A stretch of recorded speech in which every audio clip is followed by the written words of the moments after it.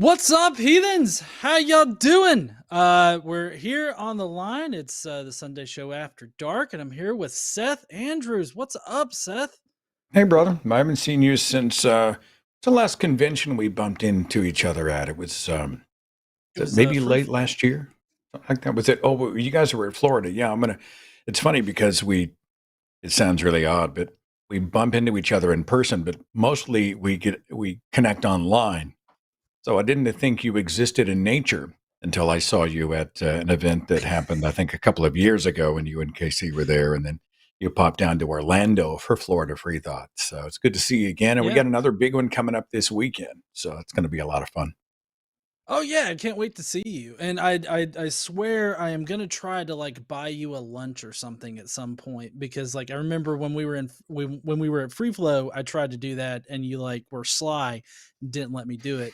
And so like I'm one of these days I'm gonna buy you a lunch or something. You're very kind. Saying. You're very kind. I'm very low maintenance. I have no dietary restrictions, John. But it's good to be here, and it's good to see you, my friend. So. Yeah, it's good seeing you too. Good to finally host here on the line with you. Now, for the BajaCon, which is what is this coming weekend up in Sarnia, Canada. Well, believe that's Ontario, Canada.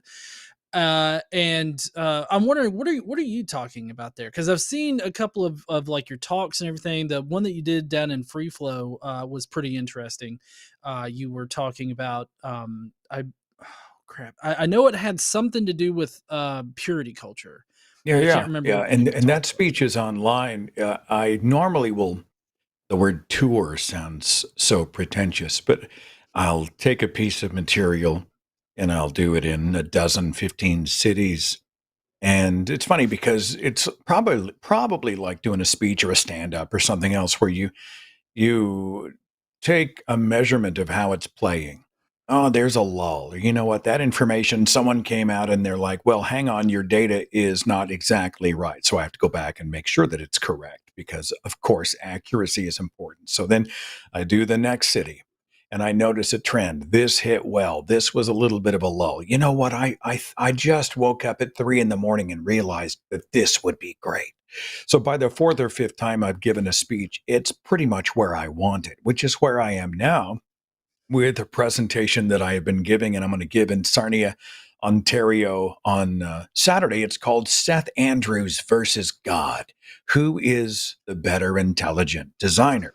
And it was inspired after I read the audiobook for Dr. Abby Hafer. She is a zoologist and a human anatomy professor, and she wrote a book called The Not So Intelligent Designer that talked about all these people who go out and get misty-eyed and say, oh, look at the trees, and look how perfectly everything is calibrated for life.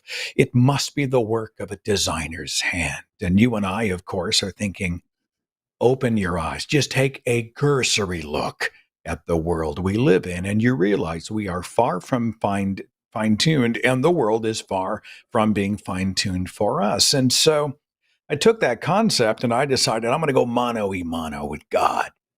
And not only will I challenge the quote-unquote design in nature, but I'm going to come up with some suggestions of my own, because I've got ideas.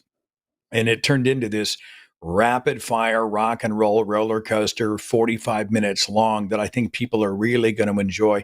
And then eventually later in the year that I'll retire that from speaking live, and it will appear on YouTube. So those who can't get out to the various cities on the schedule will be able to see it. You just have to be patient with me for a few months, but it is coming. Okay, cool.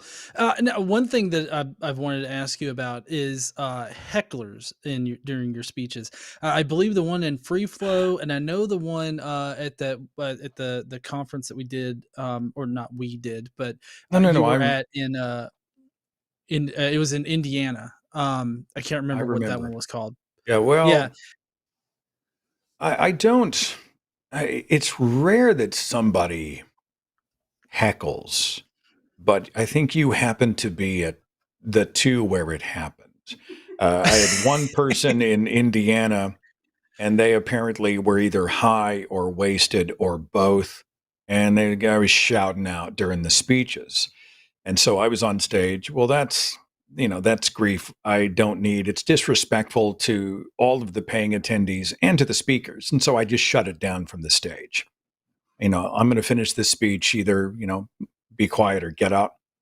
And then I had somebody shout something from the audience in Orlando, and I don't remember exactly what it was, but something aggrieved them and they shouted it out. And it is distracting when it happens, but I've been doing this long enough. Normally I can sort of, hit that speed bump and then get right back to where I'm going. And the good news is after that Orlando, heckler's not the word I would, someone just gave an outburst of protest about something. And we actually connected later and were able to have a point of connection and understanding. And it really came out well. It's funny, I gave a speech for the Death, Grief, and Belief event, and I went hard at Christianity. I did a speech called Blood Cult, which talked about how we have normalized all of the crazy shit that we would blast in other religions or cults. But because we do it, we're used to it in the world's most popular religion. It doesn't even make, doesn't, we don't even blink at it. We sing about being covered and washed in blood. We symbolically drink blood and we plead the blood. And so I did a speech where I was saying, Christianity really is at its core a blood cult. And there was an Episcopal priest who was in the audience, and she walked out. She just got up and left, and she was pissed. She was so mad. She went right to the organizer and said, I didn't come to this conference to see my faith ridiculed by this man. And the organizer calmed her down a little bit and said, well, actually, he's a good guy. And I think you two could have an interesting conversation if you were to ever speak to each other. And the next day, I saw her, she saw me, and there was an open chair at her table. And so she pointed at the chair and said, come, have a seat. And I sat next to her and we watched till the speaker was done. And when it was over, we started to chat with each other. And I began to explain my background and my history and my story and tried to clarify that I'm not, I'm not an enemy of Christians, but I do think the dogma is fair game. Please understand, I'm not coming after you, but I think I have a genuine grievance, blah, blah, blah. And she began to explain her position to me and her concerns. Before it was over, she bought a copy of I think I gifted her a copy of my autobiography because she wanted to hear my story. And I signed something just loving and wonderful and gracious to her. Thank you for my new friend. I appreciate your heart. And we left on really good terms. And I see more of that. If I have somebody who hits the wall, normally if we can get in the same physical space, eye to eye, face to face, voice to voice, where we're not throwing shit at each other on Twitter, those moments we actually see a lot of reconciliation. And so I don't know why I went off on that tangent other than to say it doesn't happen often. You were there for two of the three big ones. I did have somebody walk out was it in Kansas City? St. Louis. Somebody walked out in St. Louis. I was on this speech. I was going after Yahweh as an intelligent designer. And about the 30-minute mark, a young couple got up and they just sort of, huffed at me and stammered out the door. And I'm like, with a speech that's titled Seth Andrews versus God, what did you expect when you reserved your seat for this event? I have no guilt. My conscience is clean today. So anyway, But thanks for asking. Overall, honestly, those are extremely rare. The audiences are generous and kind and wonderful. And even those who do have some disagreements will often come find me afterward and we have adult conversations about them. Yeah, I was honestly, I was just gonna say that I usually when those happen, especially during your speeches, like I get really embarrassed for the person that like blurted something out or said something, and then you dress them down like you're a teacher, and and it feels very much like the teacher just got on to the joker in the class, and you're just like, damn, I don't want to do that, and get I don't want to get called Well, out by Seth. This is embarrassing. I'm not that guy, who I really, in that moment, the idea for me is not to win. Like, I'm not in the business of humiliating. Like, if a heckler shows up at a comedian set and they want to be the show and they're drunk off their ass and obnoxious and ruining the party for everybody, I think that's fair game. You drop the nuclear option on those people, all bets are off. But for me, mostly, I just feel like when somebody is disrupting momentum, we need a quick and solid shutdown of that. We need an adult in the room without being cruel. I think strength without cruelty. And so that's my goal. I don't know if I get there, but it's funny that you would notice those rare events. Largely, I tell you, this community's been amazing, and getting together has been good. I don't know about you, but post COVID, I think everybody needed each other. We've been locked off for so long, so to get in the same physical space and hug and catch up and swap stories and challenge each other. You've seen it. I think, were you guys up one at the, was it Indiana? Were you guys sitting up all night? Was it your group? I remember getting up at 5 in the morning the day after the conference to go to the airport, and the lobby was filled with people. And I think you may have been one of them, and you had been up Right. all night having how do we fix the world conversations. And it blew my mind. I'm like, it's 5 in the morning. You haven't slept at all. This is crazy. I don't know if you Yeah, were part of well, that group or not. we definitely weren't up that late, but we probably Okay. were up early. We're kind of the go to bed slightly a little late, and then because we have to be up early the next morning. So we definitely weren't up all night long. But no, I didn't mean it like you dressed them down in a very negative kind of fashion. I It got you. felt very much like a teacher addressing the classroom, because the one that I remember starkly was just you being like, "Can I finish, please? Thank you." And then you continue with your presentation, and I'm just like, "God, shit, I feel like I'm in Yeah, I 12th remember the grade again." words. Yeah. I think I said, I'm going to finish this speech. And then they were gone. I don't think I saw them Yeah. the rest of the day. So I don't know. I hope they're still with us. But Yeah. hey, it's rare. I don't know why we spend all this time on it, but occasionally it does happen. And I think anytime you do a public presentation, it's a wild card. All it takes is one disruptor and Mhm. or one bizarre unplanned event, and you have to think on your feet. The good news is that I've done enough of it over the decades that it's rare that I really hit a wall. I've had my moments where I've totally gotten flustered and thought, where the hell am I? What do I do? And I blush at the drop of a hat. I blush so easily, so I'll blush. But overall, it hasn't been bad. Nah, I'm good. No, yeah, the reason why I remember it is just how my brain works, like, just that those are moments that seem rare, and so Mm, that's why it sticks with me, but, both of the talks that you gave, were phenomenal, so I thank you. definitely suggest anybody that can listen to any of your talks to do that. Very kind. But we do have calls lined up, and we have a theist. Do you wanna get to a theist call there, Seth? Yeah, yeah. I'll follow your lead. Go for it. All right. Well, we got Matt. It looks like Matt's from Georgia. What's up there, Matt? How you doing?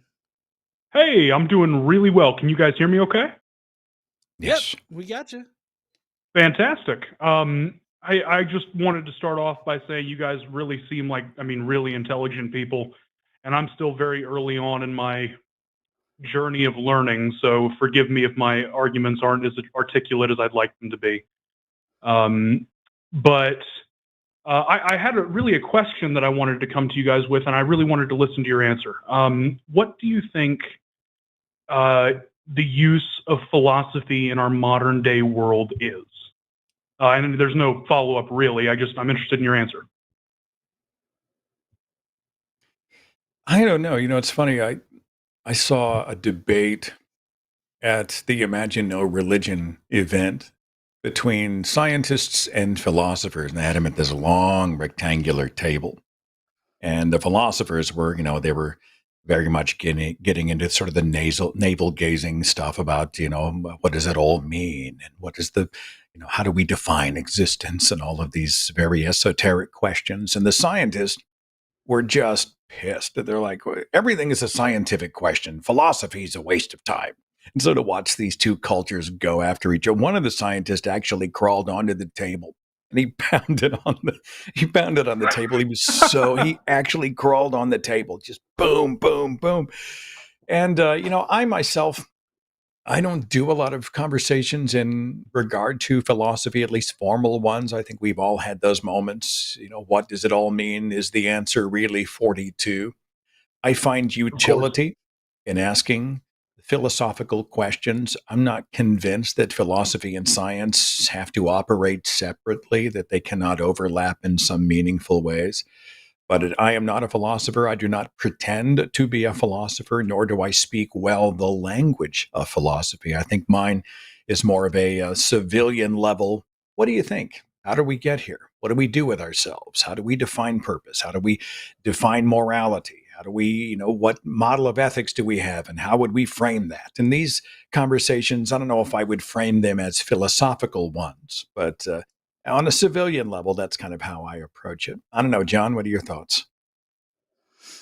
Well, I feel like the amount of armchair philosophers has gotten a little out of hand. I like to No dive joke. into philosophy on occasion, but I guess I like to maybe ground all of my arguments like against whatever position. Um, a little bit more like in the practical. Maybe that's just because I'm an engineer, and engineer is kind of like a practical application of science and the philosophy of science. And so, I mean, I definitely see the value of philosophy, like in our discussions and everything like that, especially as a way of like trying to determine like what are the effects of this particular position, or like is this logically sound to think. I think that those can be useful things, but I think that maybe there's a lot of people out there that don't quite understand like philosophy or logic, but then they're trying to use philosophy and logic in order to make their points or to come to some kind of conclusion. And it just seems to me like there's a lot more people out there that are just sort of winging it as far as philosophy goes, instead of actually applying like real philosophy or real logic to their arguments. So as far as like how it corresponds to our worldviews and things of that nature, I think that it's important to understand like what does it mean to be logically sound? What does it mean to make a logical argument? What is it? What are these different philosophical sort of arguments that you can make? Like, I think that those are important things to know, but I think in a more practical sense, like a practical usage of philosophy, I think that a lot of people think that it's kind of like the Dunning-Kruger effect. Like people, the more inexperienced somebody is, the more experienced they think they are. And so they think that there's some kind of authority on it. And I feel like there's a lot of people out there that have this sort of intuition about themselves that they're more experienced than they actually are. I I'm don't not. ever claim to be a sorry, go Oh, ahead, forgive me, Seth. brother. No, no, no. Go ahead. I thought I heard a natural beat in the conversation. Please continue. I'll jump in later. Oh, I was just gonna say I'm not a philosopher. I'm an engineer, and but I mean, I do. In order to be an engineer, I do have to have a hefty amount of like logic, in various ways, as far as it applies to like engineering and everything like that. But it's easily transposable to like philosophical arguments and stuff of that nature. But I just don't want anybody to think like I'm claiming to be some kind of like expert in philosophy. I just think that there are a lot of people out there that think that they're experts, or that they're well trained, or that they understand philosophy when they really don't. That's just my own subjective view of it. Matt, I would Absolutely. assume you probably got something to offer on this, but let me just follow up with this. I'm not totally convinced that even the philosophical questions are not in some way scientific questions. It's like free will. All right, well, are you a compatibilist? Are you a determinist? Are you this? Are you that? Well, whether or not we actually have free will. We see a lot of philosophers arguing over it, but it really is a scientific question having to do with the functions of the human brain. And when we deal with, what are ethics and how do we develop an ethical code, and what are the results of behaving in that specific ethical manner, for good and for ill, which, we can see and they can be observed and even measured. I think all those end up in some way still being questions of science. I don't know. What are your thoughts, Matt? That honestly, I've been taking a few notes just as I've been listening to you guys, just because I want to be able to come back on this later and look at it. And honestly, this gives me a lot to chew on, because if I give you an honest answer, I don't know what I think. That's why I'm asking other people. So I can't. I'm not really here to make this grand claim or anything. I'm trying to learn, basically. Oh, if you go into a room full of philosophers, they're going to say, "Well done. Yes, embrace philosophy at all costs." And if you go into a room of the hardcore science, the very clinical types, they're going to say, "For God's sake, go to a laboratory and test that shit." So I think a lot of it depends on your audience. Absolutely. I think I would agree with you on that. And I'm not quite convinced. See, I'm trying to discern whether philosophy would be a good road to go down in terms of maybe not a career, but just a mode of thinking, right? Just something that will produce a good, something good in my life, something that is applicable to my life. And I'm trying to decide whether philosophy will do that or not. So that's kind of the reason I called in. Right. Well, so how the position that I've come to on philosophy in this particular aspect of it, as far as it affecting like the argument for God or the argument surrounding whether or not God exists, I look at it from both sides, of a practical side and a philosophical side, because like the philosophical side of it, which would be more, I guess, the philosophy of science or philosophical aspects that are used to predict certain things that we should practically be able to detect. I think that you got to use both in order to come to reasonable expectations for figuring out what you do believe. At least that's how I employed it, because it's like I take the philosophy surrounding the existence of God, or the philosophical proofs for God's existence, and then I tried to take those and I think about, well, what practically can we expect out of this? Because like a lot of times I get a lot of religious apologists that are like, well, we're not expecting to see God. What do you want him to just show up? You'll just say it's a hologram then, or something like that. And so I take it as like, well, if God does exist and he exists in the way that these people claim, then God should be detectable in some kind of way, because God has this effect on our reality, right? He supposedly affects things in certain ways. And so if he affects reality in a detectable way, then a practical application of science should be able to determine that God is the most likely conclusion for any certain phenomena that we find. And so for me, that's how the philosophy kind of informs my practical application of the science of it. And so if we can't find a detectable thing that's absolutely, without a doubt, the only reason why that thing happens is because God exists, then there's no reason for me to believe that a God is necessary for it to happen. And I feel like I may be getting off into the weeds here of this type of discussion, but I feel like a lot of the times the religious argument actually places a strict need for evidence on itself. Like it sets the bar pretty high for determining whether or not a God exists. And I think that comes from a mix of the philosophical arguments for God and then practically applying that to our reality. And so I think that you have to have both sides of it. It's not anybody that's going to tell you that it's strictly one way or another, like creating this false dichotomy, is totally ignoring the need for both of these systems, one to inform what we should expect practically in reality. So I think that a healthy mix of both of them, when you're coming at these kinds of discussions, I think is probably what's needed. That explained it really well. I greatly appreciate your guys' time. It really answered a lot of my questions that I have, and it is something that I'm going to need to kind of reflect in myself on and kind of consider what I believe. and kind of, take what I find useful and leave the rest, so to speak. You know what I mean? Oh, man, if you figure that one out, call us, man. If you get the goal, if you get the magic bullet on that one, you call us, because I'd like to do the same thing in my own life. Okay. Absolutely. Who wouldn't, man? Thank you guys so much. I really appreciate it. Thank you, brother. We'll see you later. All right. Take it easy. See you, so Matt. as Matt is speaking, I'm thinking, of course, about Jordan Peterson, who is, he's just adored by so many people because of the great philosophy that he's talking about things like the metaphysical substrate. And then he goes off into a word salad, just a mountain of word salad. And you have no idea what he's talking about. And yet there are those who get all misty eyed and say, yes, that is profound.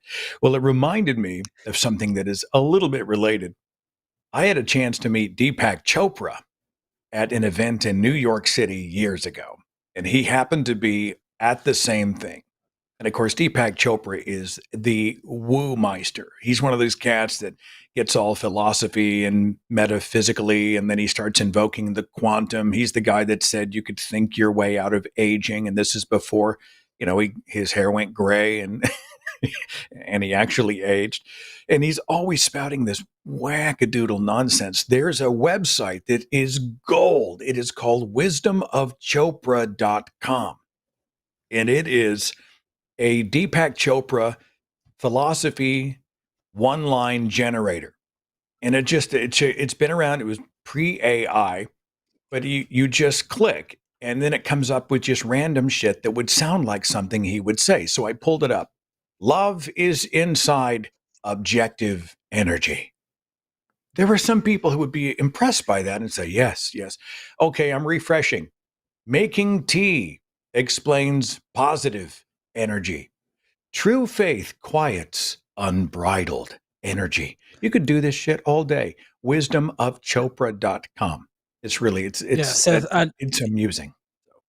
Listen, the Higgs boson depends on personal silence. A single particle is inextricably connected to the doorway to observations. I mean, I literally am choked up at the moment. I feel moved, like a movie. It's almost a religious experience. So anyway, that's what I do with my spare time. Is I look up the Wisdom of Chopra website.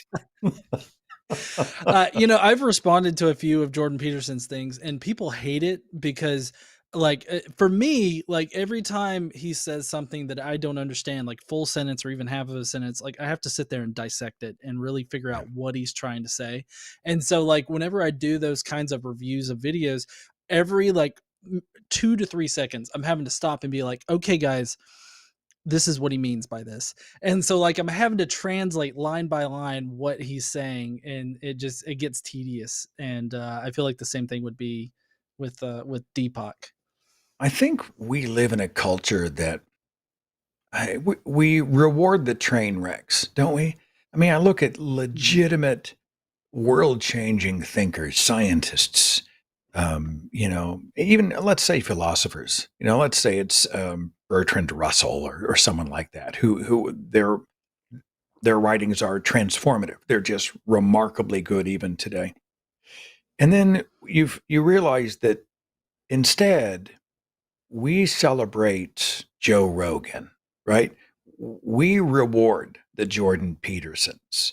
We have made dirty, rotten, filthy, stinking rich the Kardashians. You think about who we celebrate as a culture, and it does hurt the heart just a little bit. I mean, we as a culture, human beings, we as a species made Deepak Chopra wealthy beyond his wildest dreams, right? We have rewarded him with money, power, celebrity, influence. Why? Why have we done that? And then there are so many people like Dr. Peter Hotez who have committed their lives to the cause of medicine and vaccine science and saving people and alleviating suffering. And, these people are not squillionaires, riding around living like rock stars. I always get a little reflective about our priorities as human beings and how tragic it is that the Deepaks and the Jordan Petersons are the ones cashing in when so many good, wonderful, legitimate thinkers are sort of brushed aside by the culture. Yeah.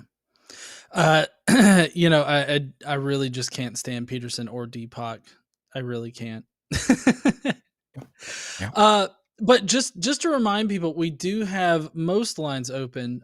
So if you are a theist in the comments right now and you think that you can support your position for God existing or any other particular topic that either Seth or I you feel like we can respond to or talk to you about, please do call in. We do appreciate any super chats that are sent, but we will not be reading any of those tonight. But again, any super chats are appreciated. We do have a couple of atheist callers on the line. Are you ready to get to our first atheist caller? Yeah, sure. All right. We got Gabe, an atheist from Texas. I'm so sorry you live in Texas, but what up, Gabe? Hey, John. Hi, Mr. Seth Andrews. I wanted to ask, how do you respond to a Christian fundamentalist passage that says the story of Paul freeing the slave Onesimus is a statement from the Bible that slavery isn't good, as it's promoted by the Bible? Okay, your call is very difficult to hear because there's an extremely high distortion level. Let me see if I understand what you're asking. You have a believer who is a Bible literalist who is saying that God is against slavery because Paul freed a slave in the New Testament. Is that correct? Yes. Okay. Well, I happen to narrate 2 books by an expert on the subject of biblical slavery, Dr. Joshua Bowen, who is an expert in the OT and a trained Assyriologist. And he has done, actually, it's awesome. He did the Old Testament book, and then did the Old Testament endorse slavery, which is 1 book. And the short answer is he did. I mean, so what if Paul released a slave? You know, Christ was talking in Ephesians. He used slaves as a metaphor, didn't he? He was saying that, I'm doing this from memory, slaves, be obedient to your masters as they are to Christ. And, we never saw Christ repudiate or what's the word I'm looking for? He never condemned slavery. Yeah. And so this idea that there may have been an instance where a disciple let a slave go means nothing. We don't see the decrying or the in the condemnation of slavery really anywhere throughout Scripture. In fact, what we see is a celebration of it, and that includes when you go back to the original, or what we believe are the original texts of that time, and the translations which come with those texts. They talk about chattel slavery, owning another human being as property, sometimes sex slavery, slaves that can be passed down from generation to generation, meaning that if that slave and a slave wife has a child, the child isn't free. The child then by default becomes the property of the master. That's not indentured servitude. It's not some voluntary deal where they signed on the line. No, this is actual ownership of human beings. And that's kind of where I go. But the book itself is probably the best resource for me on that. That's my 2 cents. Yeah. Okay, Ephesians 6:5. Okay. Yeah, I was just going to echo what Seth said, that Joshua Bowen's, Dr. Joshua Bowen's book, Did the Bible Endorse Slavery, is really important for this discussion because it's going to cover like every single argument that could get thrown your direction. But luckily, both Seth and I are personal friends of Dr. Joshua Bowen, and Josh gave me, a digital copy of chapter 10, which directly covers the question that you have with, it's in the book of Philemon, the letter to Philemon or whatnot. And what Dr. Josh does is he actually quotes from Hector Avalos, who was a biblical expert. And Avalos says this quote: "Nowhere in the letter do we see Paul saying slavery is a sin and you must free Onesimus." I don't know if that's how you pronounce the name, but yeah, I don't know how to pronounce it either. Yeah. Nowhere in the letter do we have anything even akin to the strong directive issued by Paul on such things as drunkenness or adultery, which occurs in 1 Corinthians 6, 8 through 9, incest, which is 1 Corinthians 5. Or just not working hard enough, which is 2 Thessalonians 2:10. Josh, that's end quote. Josh continues in his book saying, at best, it would seem the book of Philemon is evidence of Paul encouraging Philemon to forgive and free his runaway slave in order that Onesimus might return to Paul to help him in the ministry. In no way is this a broad directive against owning other human beings as slaves. A lot of times, slavery apologists for the Bible claim that these types of passages do not condone slavery, and therefore that means that God does not condone slavery, or that first century Jews or Jewish Christians wouldn't have condoned slavery. But that's literally not true, because they obviously did condone it. God condoned it in the Old Testament in several different ways. Seth said something about sexual slavery. You have to reconfigure your brain a little bit when you're thinking about the different types of slavery that exist, because chattel slavery, that's easily identifiable. Chattel slavery is just owning another person as property. We see that in several different verses in the Old Testament. But when we're talking about sexual slavery, you have to sort of reorient yourself, because any forced marriage is going to be a type of sexual slavery. And this is actually supported by experts in the field. I can't think right off the top of my head the exact author. There was an author that an expert in like Roman history and everything like that that addressed sexual slavery specifically.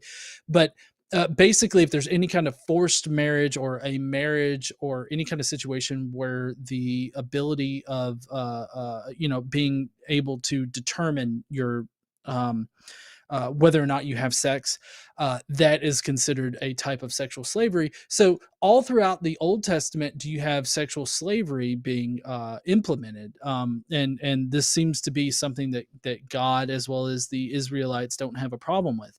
This seems to be normalized. So in a more natural aspect to it, this is perfectly understandable by the culture and the time frame in which they existed in.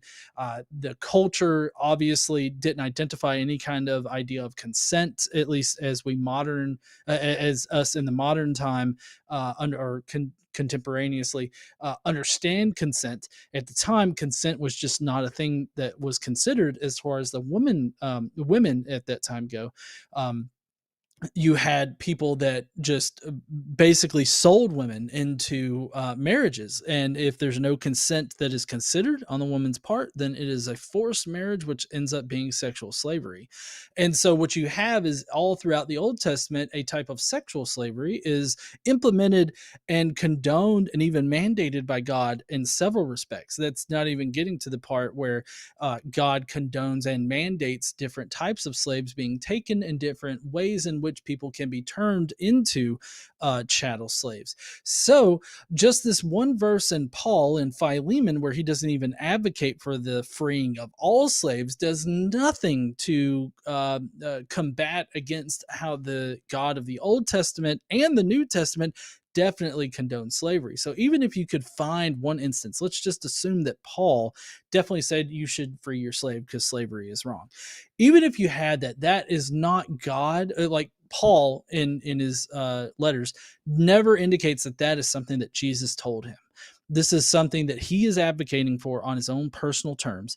And he doesn't say that Jesus mandates this or Jesus commands this or God commands this or anything like that. So this is just a personal whim of a follower of Jesus and not anything that is actually directed by Jesus.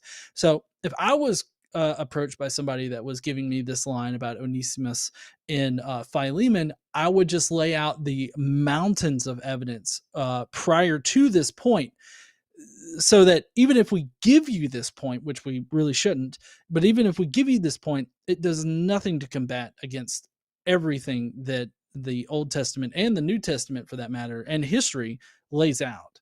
So I don't know. That's a really long answer to this very simple question, but that's how I would answer. Appreciate it.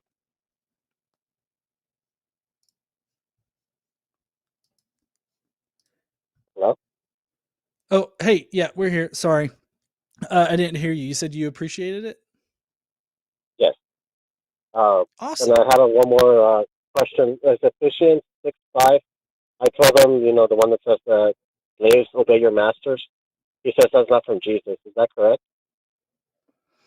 Slaves Well, it was obey written your by master. Paul. I don't think it was Christ speaking.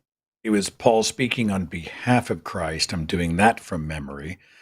But the point is that these are God's agents speaking on behalf of Jesus in a Bible which essentially is a rule book or a guidebook for Christians to live.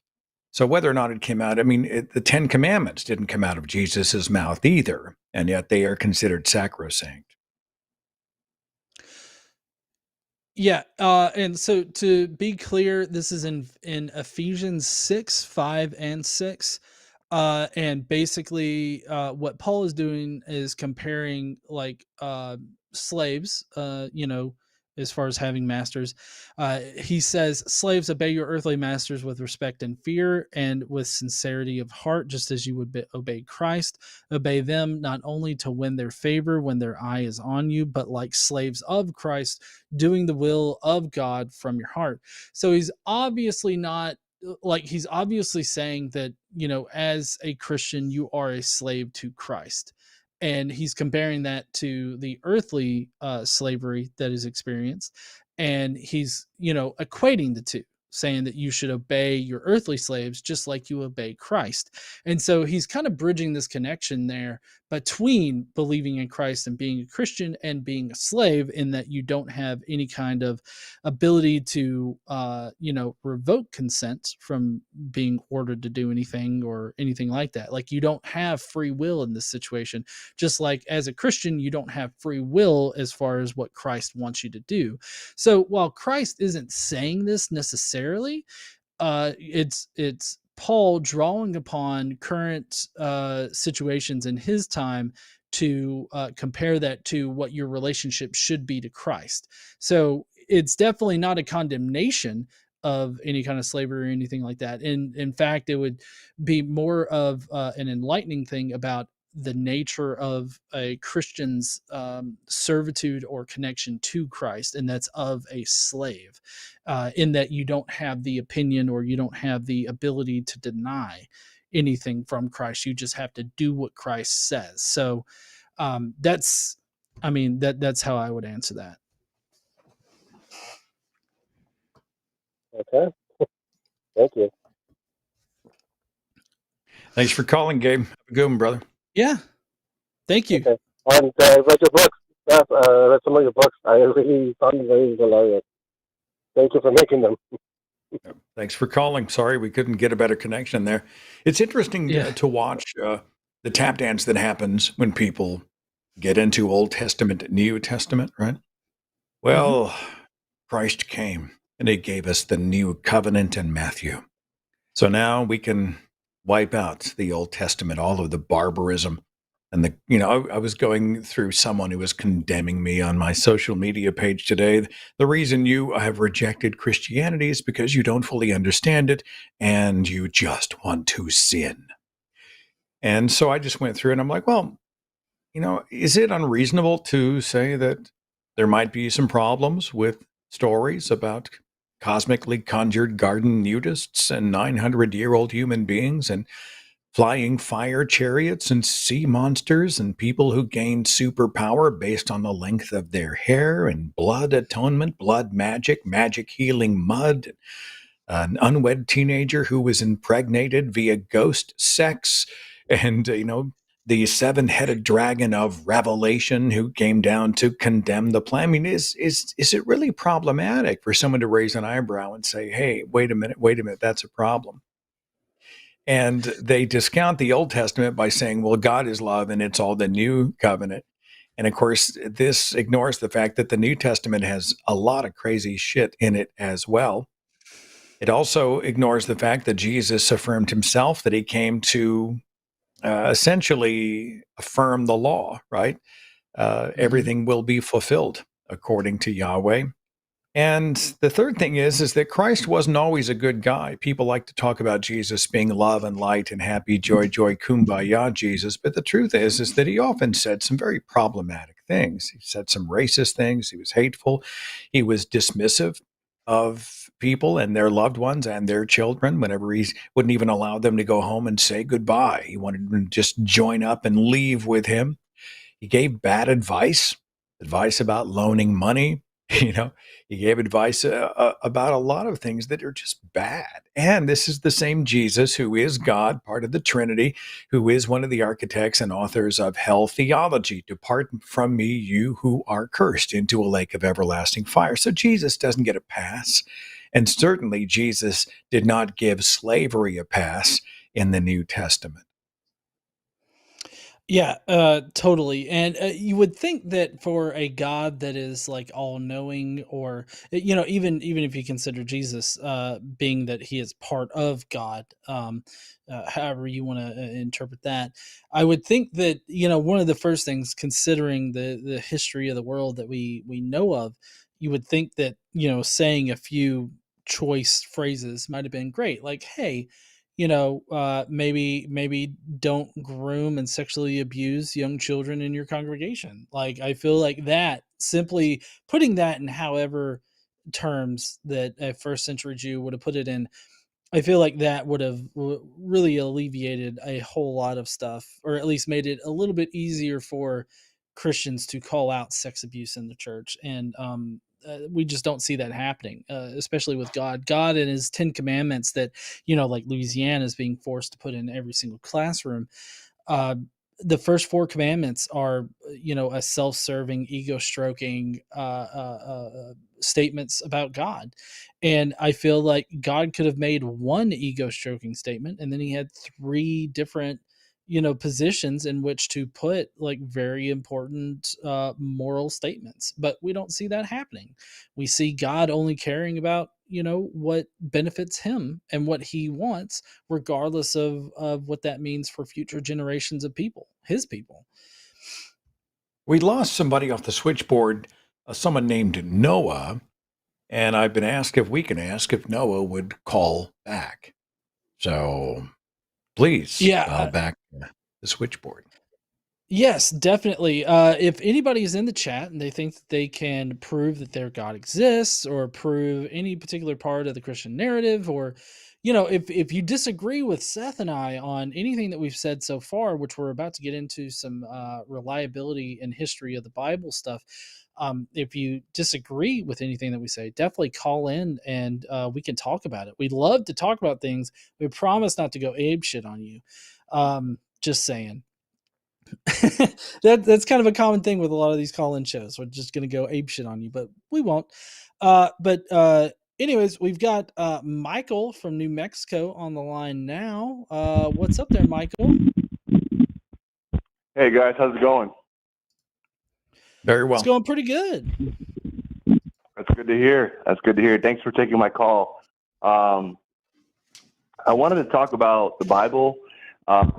And just to preface, I grew up in a Christian household, so my whole life I've been told that the Bible is the Word of God, the inspired Word of God, that the Bible is true, that it's a historical document, that it provides archaeological evidence for the events that took place, especially during Noah's timeline and Abraham's timeline and King David, so on and so forth. And as someone who is now coming to terms with atheism, I wanted to figure out how do we reconcile this? These propositions, these truth claims. How do we come to terms with the Bible as atheists? Because these are essentially historical accounts, right? And if they're not, then I guess I would just say that the Bible is just altogether false. Just like I would say the Quran is false, right? We were taught growing up that the Quran is the Islam is a false religion, that the Quran is false, and so I don't believe the Quran is true, but I still have problems with understanding what the Bible is to me, and I wanted to know what the Bible is to you guys. What is it? Is it just a fairy tale? Is it a list of stories? Is it historical documents? Is it true? Is it not true? and stuff like that. And what are we to do with this information exactly? How do we move forward in life? Because essentially, if it is true, we are responsible for the witnesses and the eyewitness testimony that the Bible claims to have. Seth, I'll let you answer it because I know that I could talk for like 3 hours on this particular topic. Can we? I'm I gonna may go have to dominate. mute your call, my friend. We've got a little bit of a wonky connection. It has not been a great night for either web or phone calls for some reason, as far as the fidelity of those calls, Michael. So I will unmute you in just a second, but I'm trying to spare the ears of everybody else. There's some sort of a weird low frequency distortion happening. I think it's to say the Bible is history is just crazy. You know, the Bible is mythology. The Bible is, in many ways, borrowed mythology. It is anonymously written and often borrowed mythology. I know the apologists like to say that these things are historical and that prophecy has come true, and this is somehow a verification of the validity of Scripture. Well, first of all, the people who wrote about the fulfilling of prophecy had the actual text of the prophecy as a cheat sheet before they wrote the unverifiable stories about the fulfillment of the prophecy. Secondly, we have prophecies like the one of Tyre that did not come to fruition. Beyond that, how do you say that a book that talks about blood magic, that talks about all of these wildly unverifiable things like the Nephilim, the creatures that were demon-human hybrid that walked the earth, the fallen angels. Well, how does that become history? It's obviously simply mythology. And I was talking to Matt about this last week. And I think the lack of knowledge about authorship remains a worthy point of bringing up. I think Matt disagreed. He said it's the claims themselves that are front and center. And so, you have to be able to verify the claims. I'm not quite as quick to take authorship out of that conversation because I think, well, if it was anonymously written and part of a hugely primitive and patriarchal time, misogynist time, a superstitious time in human history, then I think that informs how we approach the texts. The Bible's problematic. It's filled with far more failures than it is with successes. So if someone says it is history, my first question is, well, how do you know that? How do you define history? What do other historians have to say to verify it? I mean, the Christ story alone is a great example. The first gospel was written in 79 CE. And then I think I forget the order. I want to say it was then John, then Matthew, then Luke. I don't know. I'll have to look it up. But we're talking about long decades after the alleged life and death of Jesus Christ. Meanwhile, no contemporary historian thought it was important enough to document. And one of my favorite examples is right when Christ was crucified. On that Friday, the graves of the saints open up, and on Sunday, the saints get up. The undead saints stand out of their graves and they parade through the streets of Jerusalem. Not one contemporary historian thought that was newsworthy enough to write about.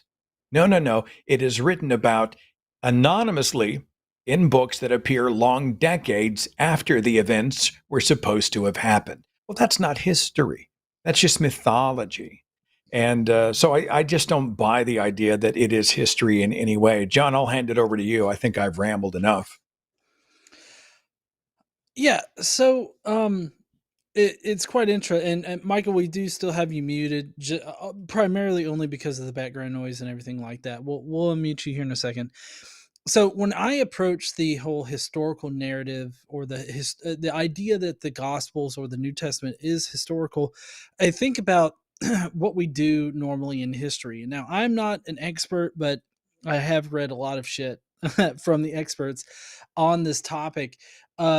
And basically, with histories and verifying historical information, you're wanting to look for authors that cite their sources. And I have a long list of things that I use to discount like the Gospels or the New Testament as like real histories or like information about what historically happened. The sources that the Gospels use is also very important, because um, from what I can tell, the sources that the Gospel uses, as far as what they say they use, is primarily Scripture. um, they cite scripture often, and they also allude to scripture with verbatim copies from scripture, as well as, like I said, as well as citing scripture. So when we're talking about the historical reliability of the New Testament, we're really looking for like real historically verifiable statements that are pulled from either existing sources or from sources that they had access to. And as far as we can tell, they only had access to scripture, which there's this one particular type of, I guess, not theology, but practice called Pesherim. Pesherim was a reinterpretation of Old Testament scripture in order to illuminate information about the Messiah primarily. And so we have a lot of information in the Gospels that pull from Peshers or that were Peshers themselves. So, like, for instance, on a Pesherim is this idea that Jesus was going to be born of a virgin, right? So this is a misinterpretation from the Old Testament about somehow a virgin giving birth to some very important person. And I can't remember the exact scripture right now, so please forgive me about that. But basically, first century Jews and Jewish Christians, they reinterpreted these scriptures to indicate that, oh, a virgin is supposed to give birth to the Messiah. The same thing with Jesus being from Nazareth or being a Nazorian. I believe that's Isaiah 11:1. That's one that I remember specifically. They reinterpreted this particular passage in order to make Jesus be from Nazareth as well as from Bethlehem, which is the hometown of David, who he's supposed to be descended from, right? And so, because of the different cultural aspects of Jews at the time, some of the Jews depended on Jesus or the Messiah being directly descended from David, and so they gave them that. And so that's where you get the genealogies in like Matthew and Luke. That's where you get the birth narrative in Matthew and Luke. But when we're actually looking at historical portions of the Gospels, if you're wanting to consider them historically, the only gospel you're going to actually consider is the Gospel of Mark. The Gospel of Mark is kind of the seed gospel. It's the first one that's written in about 70 AD, between 65 and like a little bit after 70 AD. That's the time frame usually that biblical scholars will date Mark. But Mark is instrumental in the later Gospels, like in Matthew, Luke, and John. John most likely being written in the 2nd century. And John pulls from the other Gospels and uses the other Gospels in order to generate his Gospel. And then the other Gospels, like Matthew and Luke, they directly use Mark's Gospel in order to inform their Gospels. So, considering all of this, you should really only look at Mark's gospel as providing any kind of like historical evidence for information that was happening at the time. And the problem with that is that we don't have any real authorship, for one, to go by, because there's no author named. So they're all anonymous. And then two, there's no sources really that are named other than scripture. Now, that doesn't mean that they didn't have other sources. That just means that we don't know what sources they used or whether or not those sources were firsthand accounts. That's the problem with these kinds of things. So I don't know. I know that I've been rambling a bit. I've been yapping a lot. So I'm going to let you chime in here, Michael, with your thoughts. Hey, Michael. Thanks, guys, for answering my question. I really appreciate it. It definitely gives me some more information and something to think about and meditate on. I'm going to have to reread the Bible just so I can form my own analysis and critique of it, because I think there's a lot of it that is mythology and not to be taken literal.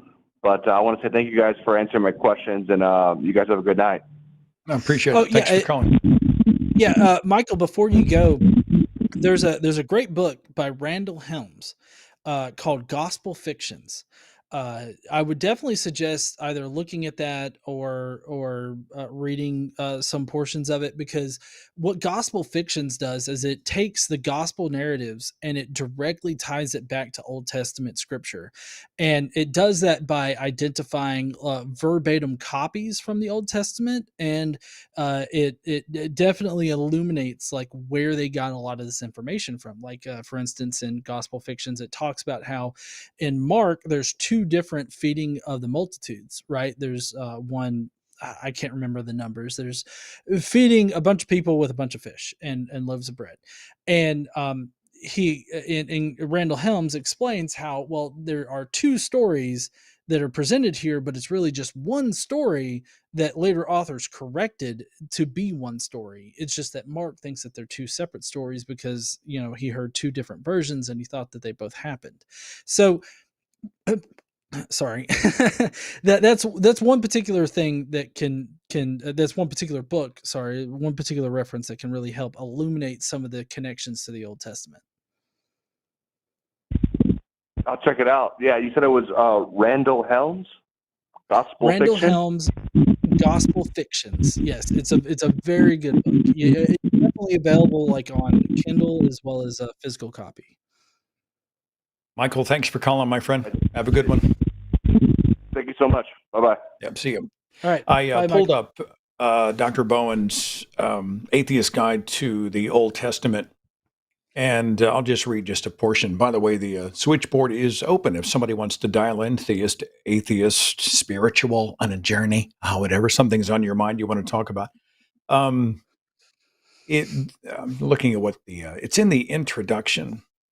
It's not a mystery why the prophecy of Tyre comes up time and time again, because of its apparent failure to come true. The prophet Ezekiel, speaking under divine inspiration, prophesied in some detail about the complete destruction and annihilation that was to come upon the island city of Tyre. This judgment would be meted out by Nebuchadnezzar, the king of Babylon, acting as the agent of God. In the end, however, Tyre was not destroyed. And so this is quoted in connection with a failed prophecy, right? Ezekiel says that Tyre is going to fall to Nebuchadnezzar, and that did not happen. And then Ezekiel, writing some 15 years later, seems to openly admit that his earlier prophecy had not been fulfilled as predicted. Nebuchadnezzar had worked hard in besieging the island city, but he was unable to breach its wall and receive, quote, payment for his efforts on God's behalf. And that's in the book of Ezekiel. And so I think if I, again, from memory, the idea is that it would be reduced to rock. It would be the kind of place so barren that it would be where fishermen would go and cast to dry out their nets on the rocks. Well, that never happened to the city of Tyre. That is a failed prophecy. And I find that's, it's always interesting to say, well, look at all the fulfilled prophecies. Outside of the cheat sheet angle, I'm like, well, look at all the failed prophecies. That the prophecy angle never does work for me. So. Yeah, and a lot of apologists like to bring up that Jesus fulfilled a lot of prophecies. But in fact, if you actually look at the historical context of it, Jesus did not fulfill any prophecies. And this is me assuming that Jesus was like a person in history. For people that know me, I'm a mythicist. I don't think that Jesus actually existed in history. I think that he was only ever a divine being to like Paul and Peter and all them. But even if I assume that Jesus existed in history, he didn't actually fulfill anything as far as we can tell. See, the later Jewish Christians at the time, they reinterpreted Old Testament scripture to be about Jesus. That's what Pesherim was. They created these Pesherim in order to connect this Jesus to the Old Testament, because the only way that this Jesus could have authority over all man and all this other stuff is if he was connected to like literal words of God. And the way to do that was to connect them to the Old Testament. So that's why Jesus had to do the things that the Old Testament prophets did. That's why they reinterpreted certain sections of the Old Testament and other things like the Dead Sea Scrolls to be about Jesus. The reason why they did that was so that this Jesus was connected to God directly. And so they reinterpreted things in order to better connect him to God. And so if anybody ever tells you, oh, well, Jesus fulfilled prophecies, it's like, well, no, he didn't. They reinterpreted things so that he did. And so it becomes this whole made up idea that Jesus fulfilled prophecy. I think Christ would have been much more entertaining if he had Deepak Chopra'd his way through the Gospels. If he had shown up, if he had materialized on the mount and he had multiplied the loaves and the fish and he had said, perceptual reality is an ingredient of positive molecules, right? We could have had the wisdomofjesus.com and it would have been a generator. Your consciousness transforms visible phenomena. If Jesus would have spoken like that, I might have been down with that. He might have gotten another disciple out of the deal. But sadly, I just can't roll with him. I just can't do it. Isn't it sad that made up bullshit is better than the made up bullshit that first century Jewish Christians made up? I don't know. I mean, I go back and forth. You know, I talk to a lot of moderate Christians about Jesus. And so when I talk about Christ in the positive sense, let's just say, I don't know if there was a real Jesus or not. I don't know, whatever. I know that there's no reason to believe the God man Jesus existed, and every reason to believe that he did not. And, but there's this one idea that keeps floating around that, well, you know, Jesus, though, his teachings were so good. Jesus never condemned gay people, and Jesus wanted us to open our arms and accept all, come as you are. Jesus was not a God of judgment. And I'm like, well, that looks great on a fortune cookie. It looks beautiful on a bumper sticker. And wear it on a t-shirt. Go get your cross tattoo with that shit on it, because it does feel good, this sort of sanitized, homogenized, happy, clappy reinterpretation of what the scriptural Jesus is. But this is the same Jesus who said, I have not come to bring peace, but a sword. I have come to turn families against each other. Your faith is a popularity contest. You have to choose me, even if it means choosing against or even hating your mother, your father, your child, your sister, your brother, your friends, etc. This Jesus is immediately connected to the Yahweh, who is the God who created eternal torments in a fiery pit. You know, this whole idea that Jesus is always good. So when people talk about how Jesus did have, I mean, I can make the Bible do whatever you want it to do. You want love? I'll find some love verses. You want hate? Some hate in there. You want forgiveness? No problem. You want to judge people? No problem. You want to be egalitarian? Fantastic. You want to be a bigot? There's some bigot verses over here. Bible is totally multiple personalities, right? You can make the Bible do whatever you want. So whenever I talk about Christ with people who believe that he was always the great, noble, wonderful, charitable teacher, I say, well, you're speaking about the best version of Christ, but that's not the whole Christ. There is a great website and a book by Dr. David Madison called Things Christians Wish Jesus Hadn't Taught. And he does a great job on his website of covering a lot of the stuff that Christians do not know or care about, or they're very uncomfortable with, that Jesus actually said. He was not always a good guy. Anyway, just FYI. Yeah, I am always very confused by conservatives whenever they tout out Jesus as like being a supporter of their position, when like there's very obviously some socialistic verses in like the Gospels. And they don't like to admit that they're there, but I mean they are. Like when Jesus claims that in order to follow me, you need to give up everything that you have, like to people. And you know, they don't focus on those verses. They only focus on like things that can help them prosper as far as like making money off of people goes. At least that's how like prosperity gospel preachers go, and a lot of conservatives out there, you know, they would use those same verses. So Dude, it's kind of interesting. This week, I'm releasing a show on that very subject, on the whole Jesus is a laissez-faire free market capitalist crowd. And so, they get all misty when they hear about, giving what you have and giving to the poor and being charitable. The love of money is the root of all evil, right? True riches lie above with the Father. And then you see these people and they are just salivating over the billionaires. That's the dream, man. We are Jesus is a free market capitalist, and he wants us to go out and make more money than God, so to speak. And I think to myself, in a planet with so much suffering, to laud and worship people who are essentially wealth hoarders. I was referencing the Jeff Bezos yacht. And this is a guy who at one point was making $2 million an hour, right?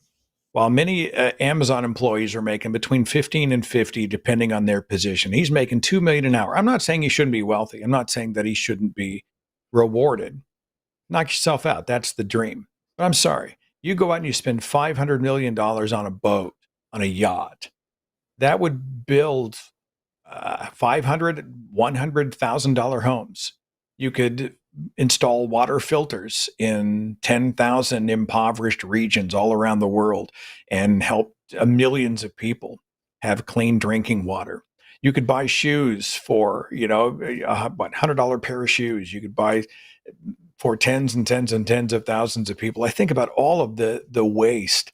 If the best version of Jesus was alive and saw these wealth hoarders, he wouldn't be misty-eyed and say, wow, that's wonderful. Congratulations on your success. He would say, what's wrong with you? Why are you lavishing yourself with excess and expensive toys and privilege and power when there is so much suffering in this world? And I think it's a weird irony. The Christians who talk about love and charity, the truth is they love the hoarding of wealth. And I find that interesting. Many Christians do. So, yeah.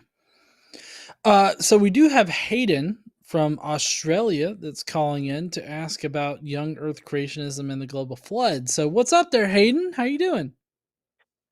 Hi, I'm good. How are you? Doing all right. I'm glad that we've got a very clear call this time. I love the Australian accent too. It's like I sort of wish I'd been born down under. I just wish I had that accent. So anyway, Hayden, go ahead, brother. I'm sorry. What's on your mind? Yeah, no. So I guess I was raised in a young Earth creationist, very biblical literalist kind of household. And I've been having some conversations with some of my my family, and I guess I was just kind of wondering if you guys had any tips or anything. I've fairly recently come out of that, and so I guess I was just thinking along the lines of, do you have any suggestions or advice for where to go to kind of unlearn some of those things or learn the science behind I guess how we know those things didn't happen, that sort of thing. Hayden, can you describe in greater detail what you came out of? I mean, was this hardcore Bible literalist Adam and Eve, Noah built the ark kind of stuff? Yeah, pretty much. Like a very literal interpretation of Genesis, Adam and Eve, Noah's flood, Tower of Babel, all of that. How devout were your parents? How devout was your family? Yeah, I'd say they were pretty devout. My parents pretty much ran our local church. It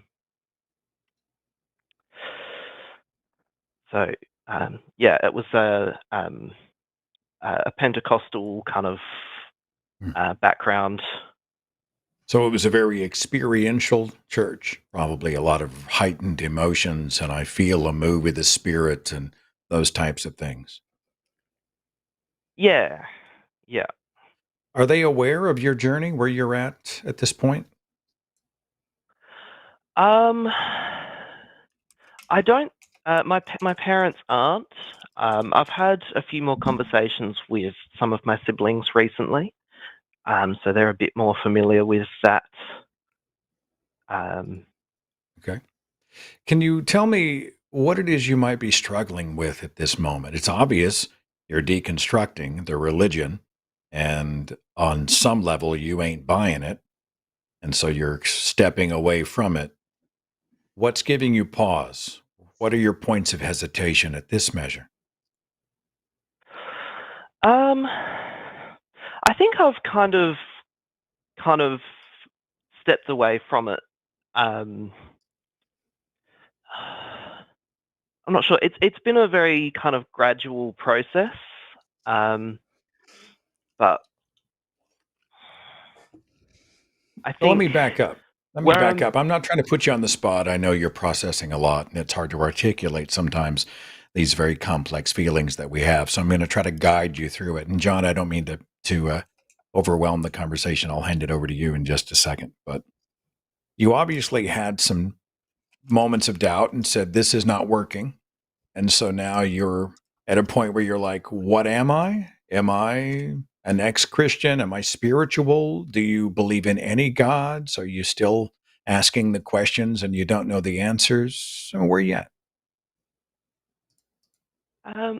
Yeah, so I think at the moment I'm kind of at a place where I'm saying I don't know a lot. And I guess that's kind of where I'm at. Is I feel like there's a lot that I have a lot of questions and not a lot of answers in that sense. Yeah, I get you. And so Well, I that's feel common. like I've mostly come out of it, but every time I get into a conversation with like one of my family members or someone who's still in it, I feel like I come away thinking I didn't really have any answers to the kinds of questions that they asked, if that makes sense. Yeah, that's totally common. And here's my recommendation before I shut my mouth and pass the baton. I think at this measure, it is not a good idea to engage in what I would call counter apologetics conversations with believers.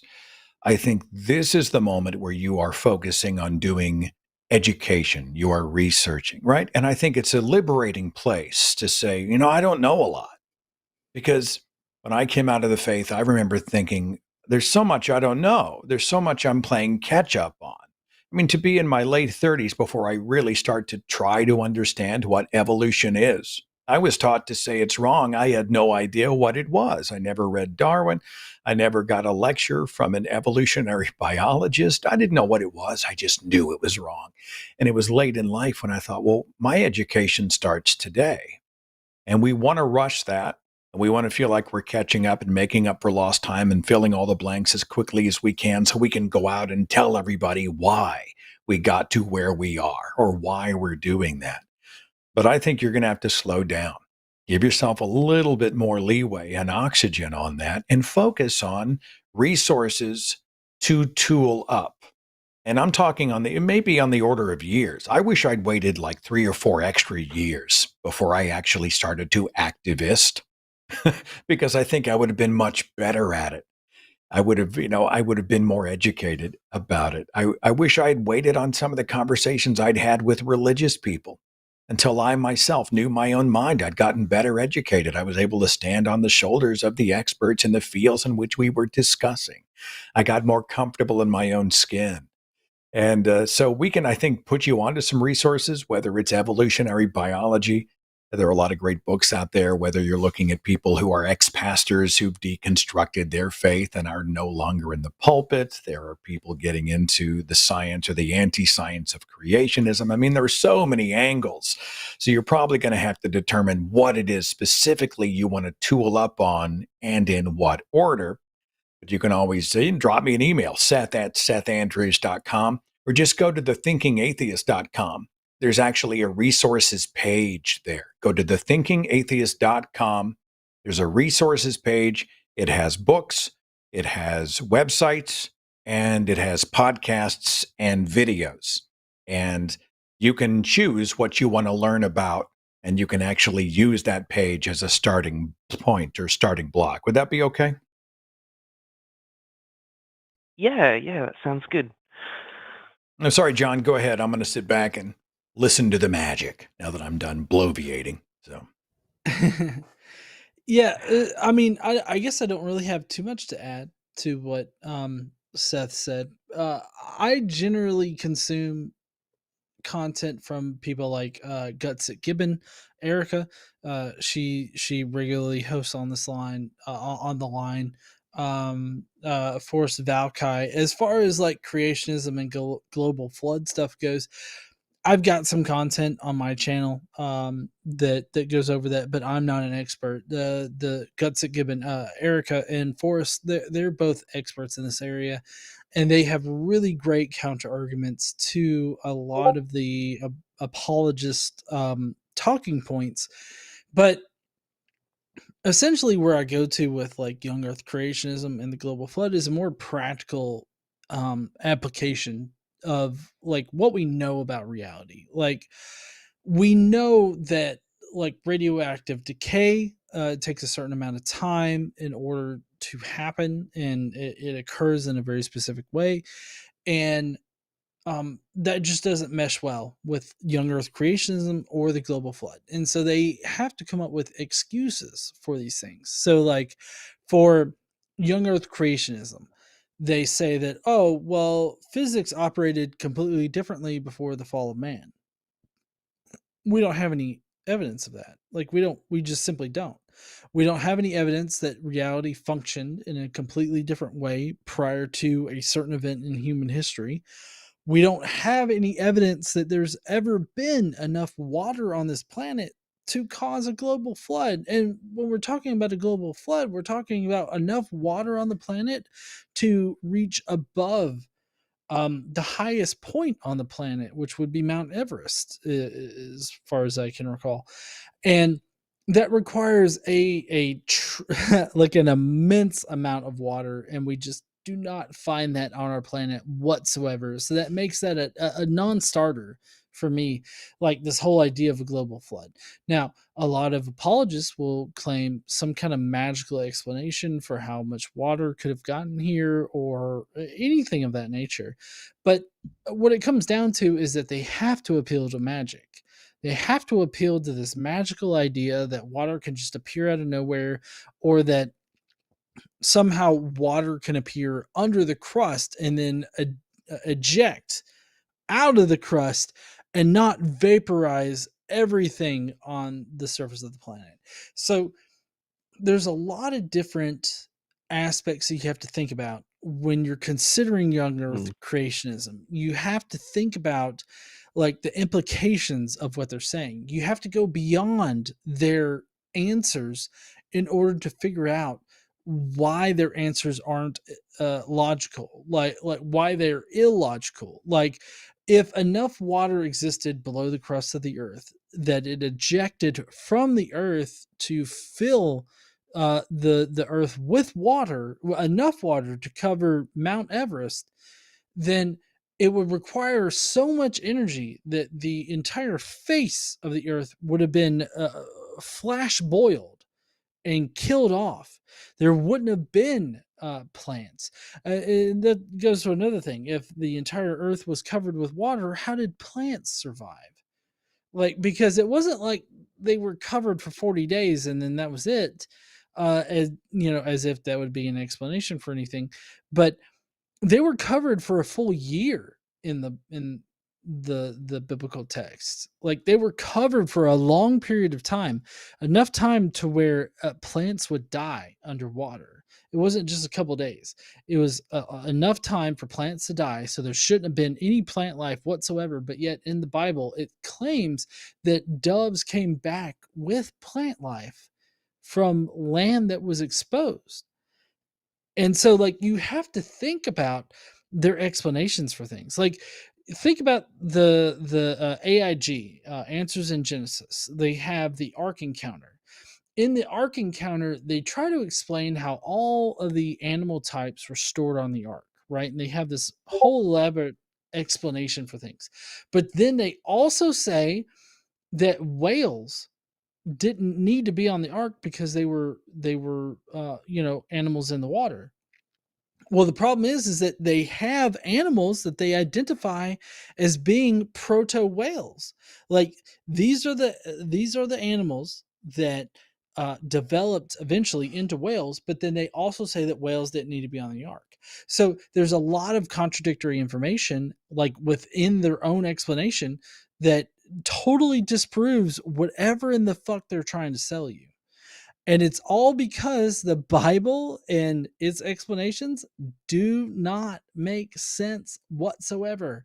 When you practically apply them to reality, they just do not make sense. They require magic, they require some kind of magical explanation for things, and you should not accept a magical explanation because, as far as we know, magic does not exist. Like magic, as far as like magically happening things, they just simply do not exist. So that's how I would answer anybody that's trying to sell me that kind of thing. Yeah, fair enough. All right, are there any other questions that we can answer for you there, Hayden? No, I think that's given me some things to think about, and thanks, guys. Hey, man, really in a appreciate your nutshell, time. take your time. Don't feel like you are ready. If you don't feel ready for the deep conversations, don't take them. Don't have them. Don't go down those roads yet. Make the journey right now about tooling yourself up. And if you don't know the answer, there's a chance other people may not know the answer. That's the right answer. I don't know is an acceptable answer. And, just go at your own pace. I think it's going to be the world's going to open up to you in interesting ways. And if you learned something we didn't know yesterday, call us and we'll talk again. Okay. Yeah, no worries. All right. Be good. Thanks. Thanks, All right, Hayden. thank you. See you later.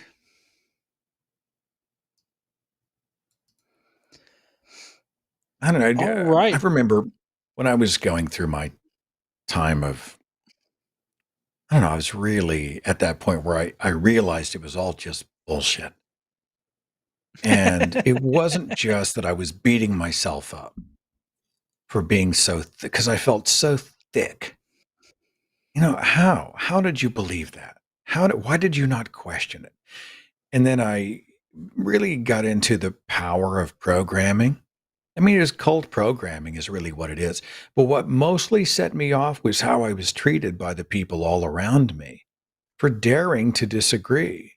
They panicked, and I understand it. They believe in a literal hell, and I wasn't validating them, and I was embarrassing the family, and blah, blah, blah. But just to be patted on the head with that nauseatingly condescending, we just need to pray for Seth and show him the love of Jesus kind of thing. Or they would speak to you like you're an idiot for not believing that donkeys once spoke in Hebrew. I'm sorry. I think that's a legit doubt. I think if I stop at a dinner conversation and say, I'm not totally convinced Balaam's donkeys spoke Hebrew, I don't think this is unreasonable. But the way I was treated for saying, I don't think this is legit, made me really angry because I felt like you're telling me I'm the problem when I've got a reasonable gripe here, or at least a reasonable moment to pause. And I think, that may be a little bit of what Hayden's going through is they're going to put him on the spot. They're going to say, "Oh yeah, well, what about this and what about that?" And religion has had thousands of years to hone its arguments and to make it slick and to make it smooth and to make it camera ready.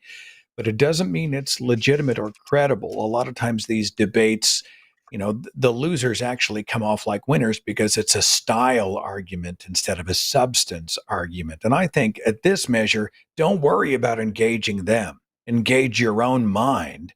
And then only when you are ready, dip your toe into the waters of conversation with the theists out there.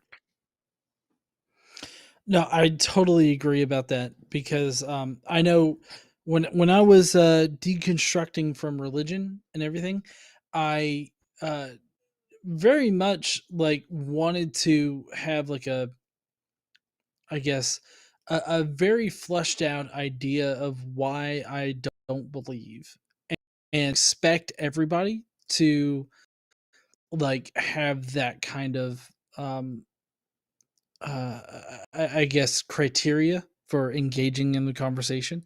But I definitely want to implore to everybody to have a good explanation for a lot of things, and that a lot of times that comes from just experience. Like you get into a conversation and you come up with something that or you encounter something that just you haven't encountered before, and that's perfectly fine. It's fine to not have an answer, but more than likely there are answers for everything that you're going to encounter. And people like Seth here, his channel, The Thinking Atheist, as well as my channel, Guts at Gibbon, everybody that appears here on the line, we all have resources for people for whatever kind of point that somebody can bring up. You can easily find it through all of the creators that are on this channel. So If I I could leave, definitely but want if I to. could leave Hayden with one final thought, it would be the human nervous system drives subjective photons. Well, that's a little Deepak Chopra wisdom to send Hayden on his way. I'm I sorry. was like, I that's just, Deepak Chopra shit. yeah, it's definitely our consciousness co-creates visible love. I'm just generating all kinds of wisdom as you and I prepare for Yeah. the next call. So Right. Before we get to the next call, I do want to let people know about the shows that we've got going on this week, because we got a lot of great shows going on. We've got tomorrow night, it's me and Aron Ra that are going to be answering your questions. So definitely call in then if you have any specific questions, either about evolution or history of the Bible. Both of us, have expertise in those areas. Then on Tuesday, we've got Alyssa and Erika that are going to be answering your questions on Chew to Gum, and that's at 6 p.m. Then we got the Hang Up with Matt Dillahunty and Jim Barrows on Wednesday. And then on Thursday, we've got TACIS with Josie and Alexander. And that's not to mention the Sunday show like next week. The After Dark is Paul Inns and Paul and Eric, Skeptics and Scoundrels. And then the regular Sunday show is Jimmy Snow and Aaron Adair. So definitely tune in to all of those shows. That would be awesome if y'all could, and ask questions, the awesome questions that we're getting tonight. So anyways, we do have Shane next up. Are you ready to get to Shane? sure. All right. Well, Shane has a question about the continuum of belief. I'm not exactly sure what that's talking about, but what's up, Shane? Can you explain to us? Hey, John and Seth. Hope you're well. When Christians will often assert that atheists have as much or faith in their belief as they do, they're wrong, like full stop. But it's kind of like the Oedipal complex or the crystal spheres in the sky. Like there was a phenomenon they recognized, they just attributed it wrong. And so I would assert that when it comes to belief, the genesis of belief falls along a continuum. And the endpoints of this continuum can be described many ways, but it's most basic that there is objective versus subjective reasoning as the endpoints. And whether a person is a believer or not falls on, which side of that, 50 plus 1, where they fall. Now, belief can be trivial things, right? What's your favorite, beverage or food? And, these may have more of subjective influence than objective, which is cool. But when it comes to cornerstone beliefs, is there a God? What's the universe like? The objective versus subjective really comes into play. And objective reasoning has some elements of confirmation bias in it. If nothing else, just a confirmation that the instruments are correct or that the experimenter's understanding is correct. The great thing about the scientific method is the process of peer review. And every time the math is reviewed, every time a replication experiment is done in whole or in part, you shave off a little confirmation bias. So at the end of the day, you have something which is objective. Now, subjective reasoning can also be described as faith. And faith can also be described as a form of confirmation bias, such that when people act out of their faith, it can be described as that they're engaging in an active motivated reasoning. Houses of faith that are very fundamentalist in terms of their allegiance to the religious can be described as operating in a sense of mob mentality. The problem with religion is not the doctrine, but it's the faith. And what religion does, as opposed to science, is they exalt faith to the point of deification. So when a person goes through a trial of faith, a dark time of the soul, they are receiving more data, which is disconfirming to the belief in a God. When they show faith, it's because they're seeing their faith, that is, belief absent, enough evidence to, do so, and therefore are rewarded for needing less evidence to support their belief. So that's the short of it. Jesus, that was a short part? I'm lost. I'm totally lost. Yeah, I thought, God, I must be a fucking idiot because I was watching in the chat, and then I felt validated because they didn't really get it. May not be your fault, Shane, because you do have to use small words and a lot of hand gestures with me. John, were you tracking? Did you catch? No. Did you pick up what he was throwing down? Now, I'm wondering if Shane can distill this down into like a single question or something that you can like ask us, like in particular, that has a very pointed, like, I guess, goal or question. Is there any way that you can distill it down to a single question? Of course. It was less a question, more of a statement. I was trying to explain the disconnect between theists and their assertion that atheists have faith in their belief system. I see. Okay. What do you think? Is there a way in just a few sentences for you to sort of show the line of demarcation between their faith and what they say atheist faith is, or how you would respond to their faith or to their claim that atheists are creatures of faith? Yeah, absolutely. Again, it goes back to the continuum of belief, which again can be described in terms of objective versus subjective reasoning, or reason versus faith, and they fall more heavily on the faith side because, again, faith is the belief in something absent adequate evidence to support said belief. So, well, hang on, brother. Yeah. I'm lost.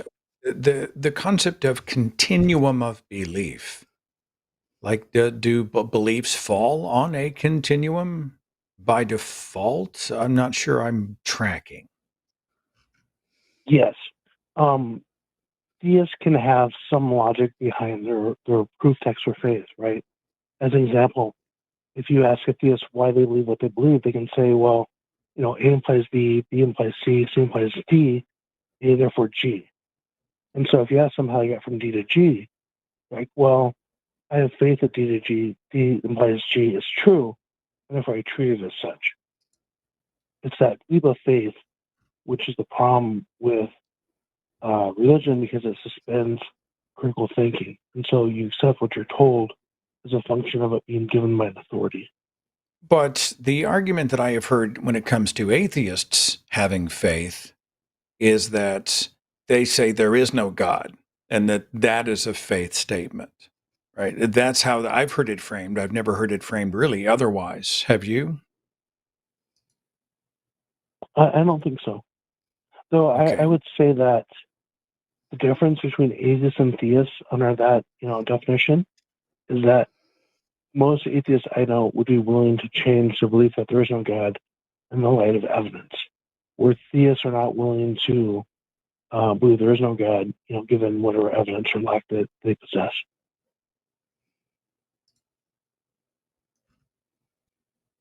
John, I'll defer to you, brother. I mean, I guess I perceive a good amount of religious people in this light, but I feel like for a very general believer, like they're just genuinely convinced by the arguments that apologists give.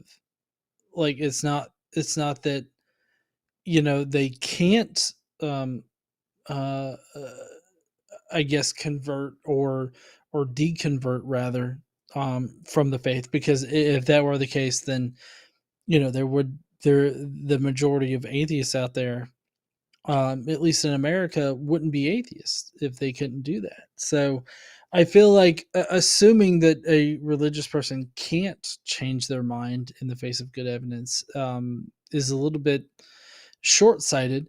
But I do agree that a good number of religious people out there uh, don't or won't consider the counter argument. They're hopelessly dependent upon the religious argument. I do agree about that, but I think that writing people off as being as part of that crowd from the get go is probably really limiting yourself in your conversations. If that's what you're advocating for. I wholeheartedly agree with everything you said. Religious Okay. people can, become convinced by the evidence, just as atheists can become convinced by faith for whatever reason. And so, I was just talking about the general dynamics of, for example, my favorite food is Thai food. I don't have an objective reason for that. It's mostly subjective. However, when it comes to my understanding of existential questions, it falls on the objective reason side, right? I demand logic over, feelings or, faith or beliefs. Right. I don't know. We're off in That making some sense? pretty abstract territory here. Why don't you let us chew on this one for a while, Shane? And we're going to move on to the last callers on the switchboard. But I don't know. It's something I think we can, it's kind of it's a conversation we can probably take nuggets of and maybe move in various directions to explore fragments of them one at a time. I don't know. There's a lot going on there. But thanks for calling, Shane. You're much appreciated. You're very kind. Thank you for your indulgence. Yeah, appreciate it. Yeah. I mean, Yeah, there's no a lot problem. there Thank you, that Shane. I I wasn't really tracking, and again, it may be my fault. Um, but there are a few problems. One is that when we talk about religious people, you're talking about billions of people across the belief spectrum. Two, I think we Mhm. have to have, if we're going to have that conversation, we have to get into identity beliefs. So one of the reasons people don't change their mind doesn't have as much to do with the fact that they aren't good thinkers or they're not intelligent or some are wildly intelligent, but we're talking about a protective mechanism. They are defending a belief that is grafted onto their identity. Either it's been a reiteration of fact, they've heard it their whole lives, therefore it must be true, or it's simply part of who they are, or they feel it's part of who they are. And so an attack of the idea feels like an attack on the person, on the culture, on their way of life, on their opinions about the world, and the emotions ramp up, fight or flight kicks in. So I think if you're going to talk about changing minds, you've got to get into tribalism, tribal identities, group identities, and identity beliefs. And man, that's a whole other freaking show. By the way, it was just brought to my attention that there is also a Wisdom of Jordan Peterson quote generator website. And I just pulled it up, and now I know what I'm doing for the rest of the night after the show is over. Wisdomofpeterson.com. Morality transcends the mechanics of observations. I mean, tell me, why would you subscribe to Jordan Peterson's YouTube channel? Why would you give him Patreon dollars when you could just literally click the button and you could get Petersonisms like the logos grows through the mechanics of fulfillment? You can get it for free on the website. Listen, So you're Seth, welcome. listen, telling the truth is rooted in a symphony of timelessness. I mean, how can you get like more true statements? Can you ever get more true statements than that? Knowledge shapes the light of metaphorical substrate, John. Just take that home with you tonight. You're welcome. That's a I feel freebie. like you could add substrate to anything and it's automatically a Jordan Petersonism. So next up we've got Tanny. from, I believe that's Illinois. What's up there, Tanny? How you doing? Am I pronouncing your name Hi. correctly, Tanny? Hi. No, it's Tawny. Tawny. As if it was an So O. sorry. Yeah. No worries. I'm also known as Polly Pockets. Welcome oh, to the Polly show. Pockets. Yeah. I know you, Polly Pockets. What's up, Polly? Hi. So I was just at a family reunion on my father's side, and next week I'm going to a family reunion on my mother's side, and both of them are Christian. And as far as I know, they don't know that I'm an atheist. So when I go, I kind of just pretend. I like pray with the prayers, and I listen to all the talk about like God will take care of us and all this other stuff. So coming home this weekend, I've been like highly anxious, and I'm just want advice on how to like detox from that. I don't know if that makes sense. How to prep before you go or detox when you're done? Both. I guess. Well, I'll let you talk to John. I don't know if he's a licensed family counselor or not.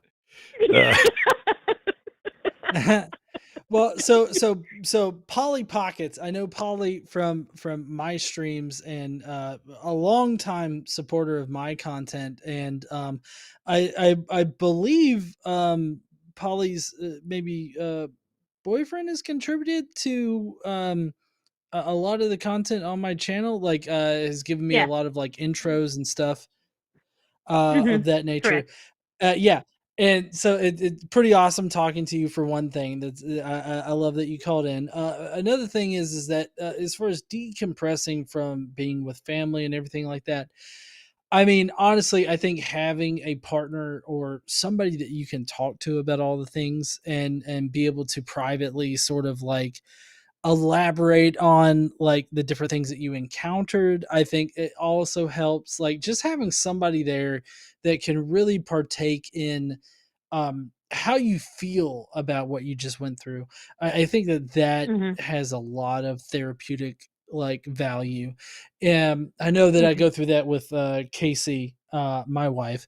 If Yeah. I'm ever in a situation of that nature, I know that I can come to her and I can sort of like, decompress with her about how ridiculous all of the things are, because like I've been through that, like at work and at family gatherings, like being able to confide in somebody like that, it always kind of helps, and always helps.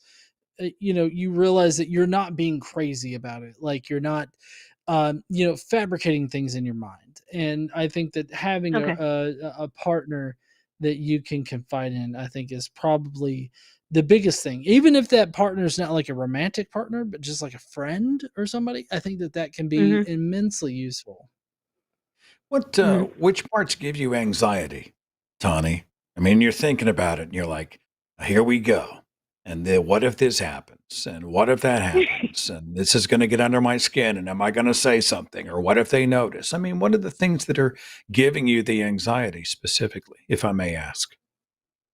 Well, they don't know that I'm atheist, so like that coming out.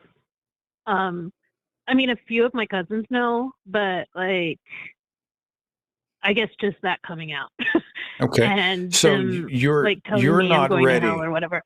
You're not ready to have that conversation with them because they're going to go ape shit, you're guessing? Just the whole like hell talk, and that's what I'm like most afraid of. They aren't gonna like kick me out of the reunion, but just like that. Sure. Sure. I mean, And it's going to result yeah, in a ton of pawing at you, conversations, texts, emails, phone calls, face to face, prayers, that kind of thing. You're yes, expecting that things that the machine of returning the prodigal home will kick in the second it's on their radar. Is that what I'm hearing? correct. Yeah, Do you, yeah. do you ever foresee a moment in your life, and I'm not pushing you, and there's no wrong answer, I don't think, but you ever foresee a moment when you ever fantasize about going in and saying, you need to know this about me. I just don't buy it anymore. Yeah, I mean, yeah, I fantasize about that a lot. That's not, yeah, I would love that. But you're I just not don't have the there. courage. And Yeah. is it a courage thing, or is it a cost benefit decision about how much grief you want in your life, or both, maybe? Oh, well, I hadn't thought about the cost benefit part, but that could be it. I think there's a lot of About that. the Just grief. from what I'm hearing from you, you're like, here we go, right? Once the gorilla's out of its cage, then Yeah. the temperature of everything changes and it becomes a Mhm. minefield that I feel like they're throwing the mines at me and I got to dodge them, kind of thing. Whoops, sorry about that. Mhm. When you go to your families, if you decide you're going to go, and it sounds like it's something that you want, I think you begin by setting expectations, right? You're not there to Mhm. convert anybody. What you're doing, what you're thinking, who you are, what you believe, that's not about them, it's about you. Two, if Mhm. you decide you're not ready to say a word, don't beat yourself up. You're not a coward. Right now, you're playing Okay. checkers. Actually, no, you're not Okay. playing checkers. You're playing chess. You're playing a longer game. Yeah. Okay. Yeah. The only Yeah. time I would I gotcha. engage is if somebody Mhm. calls you out or for some reason you're targeted. Then I think you need to literally protect yourself, whether it means Mhm. retreating physically from that space or just saying now's not the time. Don't get sucked in to conversations Mhm. about these things.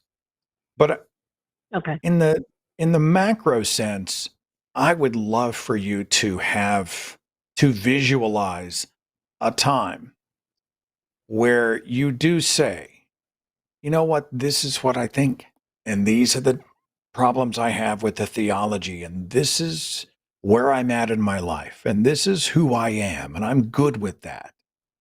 I Mhm. just like to see you visualize a scenario where even if the cost benefit's going to be kind of heavy, that you give yourself Mhm. the gift of authenticity. Everybody else in that house, they're living their authentic lives. You're the one sitting on your hands thinking, oh God, it's on me to keep the peace. But it's not really peace, Mhm. it's more of an absence of conflict.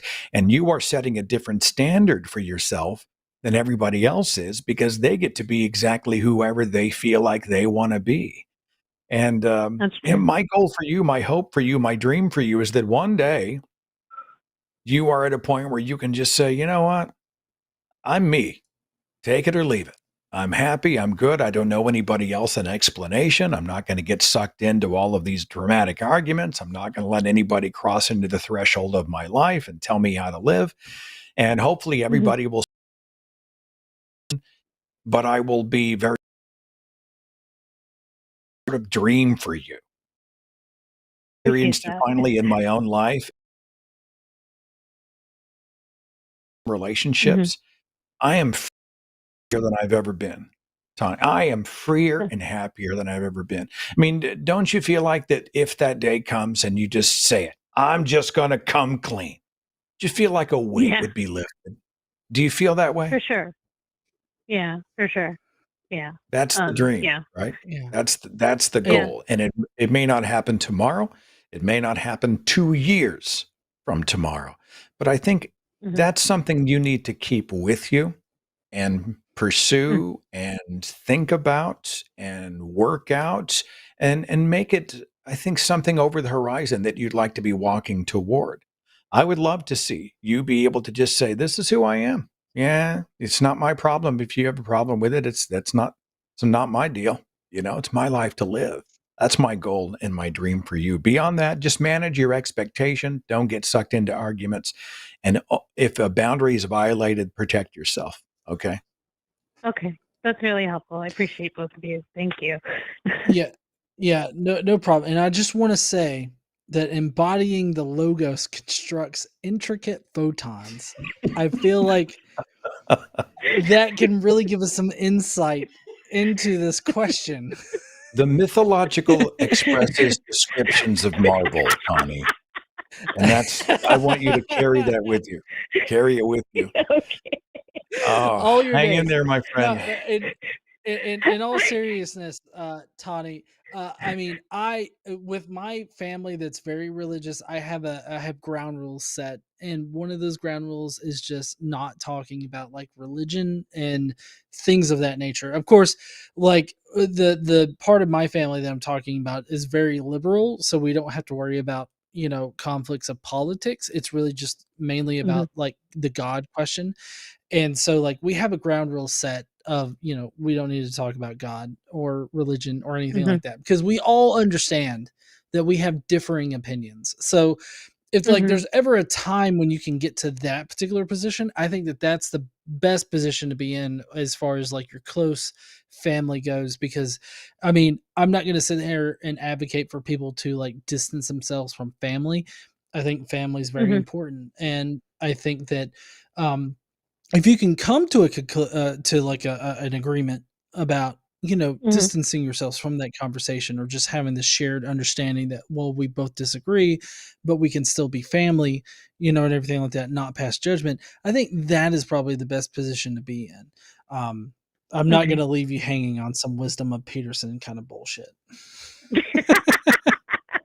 Tani, you hang in there out there, okay? I will. I did tell my brother, because I went to Gateway to Reason in 2017, and he lives in St. Louis. And I did tell him, because we hung out together, and he's like, "Why are you in town?" So I did tell him, and he was very accepting. He's Christian, but he was still like very loving and accepting, and said, like, he gave me a hug and said he still loved me and stuff like that. So that's good. That hopefully the rest of the family will follow in time. All right, Tani, hang in there. We'll catch you later. Okay.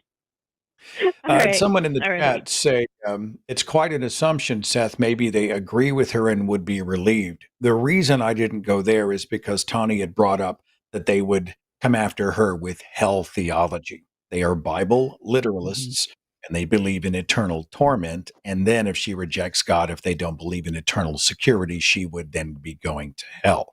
So I don't think it's an assumption. I think I was actually basing my response on the setup that she provided. So, yeah. And then I did notice in the chat, Pam Demonium, I just want to say gubernatorial. That's all I'll say. That everybody's gonna know what I'm talking about. Anyways, we do have one final caller here. Rogue Show from South Carolina has an interesting question. What's up there, Rogue Show? Hey, how are you? Doing good. How you doing? I'm doing fine. To be honest, I'm not doing that well tonight, but I'll get better. I'll get better tomorrow. Okay. So yeah. What I wanted to talk about is the distinction between designed and non-designed, because how the kind of conversation goes where a theist brings up the look at the trees, and atheist eventually, or the host, whatever calling show, tell or ask him, how can you tell what's designed and what's not designed? I just want to know, like, why that kind of matters. Like, after the host in question saying, you can't distinguish between design and not design, I think a theist could say, so what? And that's kind of a if I may, I don't hear conversations about what has been designed or has not been designed by theists. What I hear is that God's design was perfect. Anything that is imperfect, wrong, destructive, or just outright horrifying is the result of the fall in the Garden of Eden. the sin of humankind passed down via generations, and the devil, the one who comes to steal, kill, and destroy, who has mutated, who has altered, who has destroyed God's perfection. So good design God, bad design, or what looks like random or lack of design, that's all Satan. That's how I've heard it framed. But I haven't heard undesigned by theists in any capacity myself. No, not my theist. I'm sorry. I wasn't clear enough. Like, I'm sorry. It's hard for me to get my words out because I'm. You're fine. You're autistic. doing fine. If who's speaking about not being designed? Okay. Let me see if I can. Let me see if I can like word this in a different way, real quick. So when an okay, let's just say an atheist in question,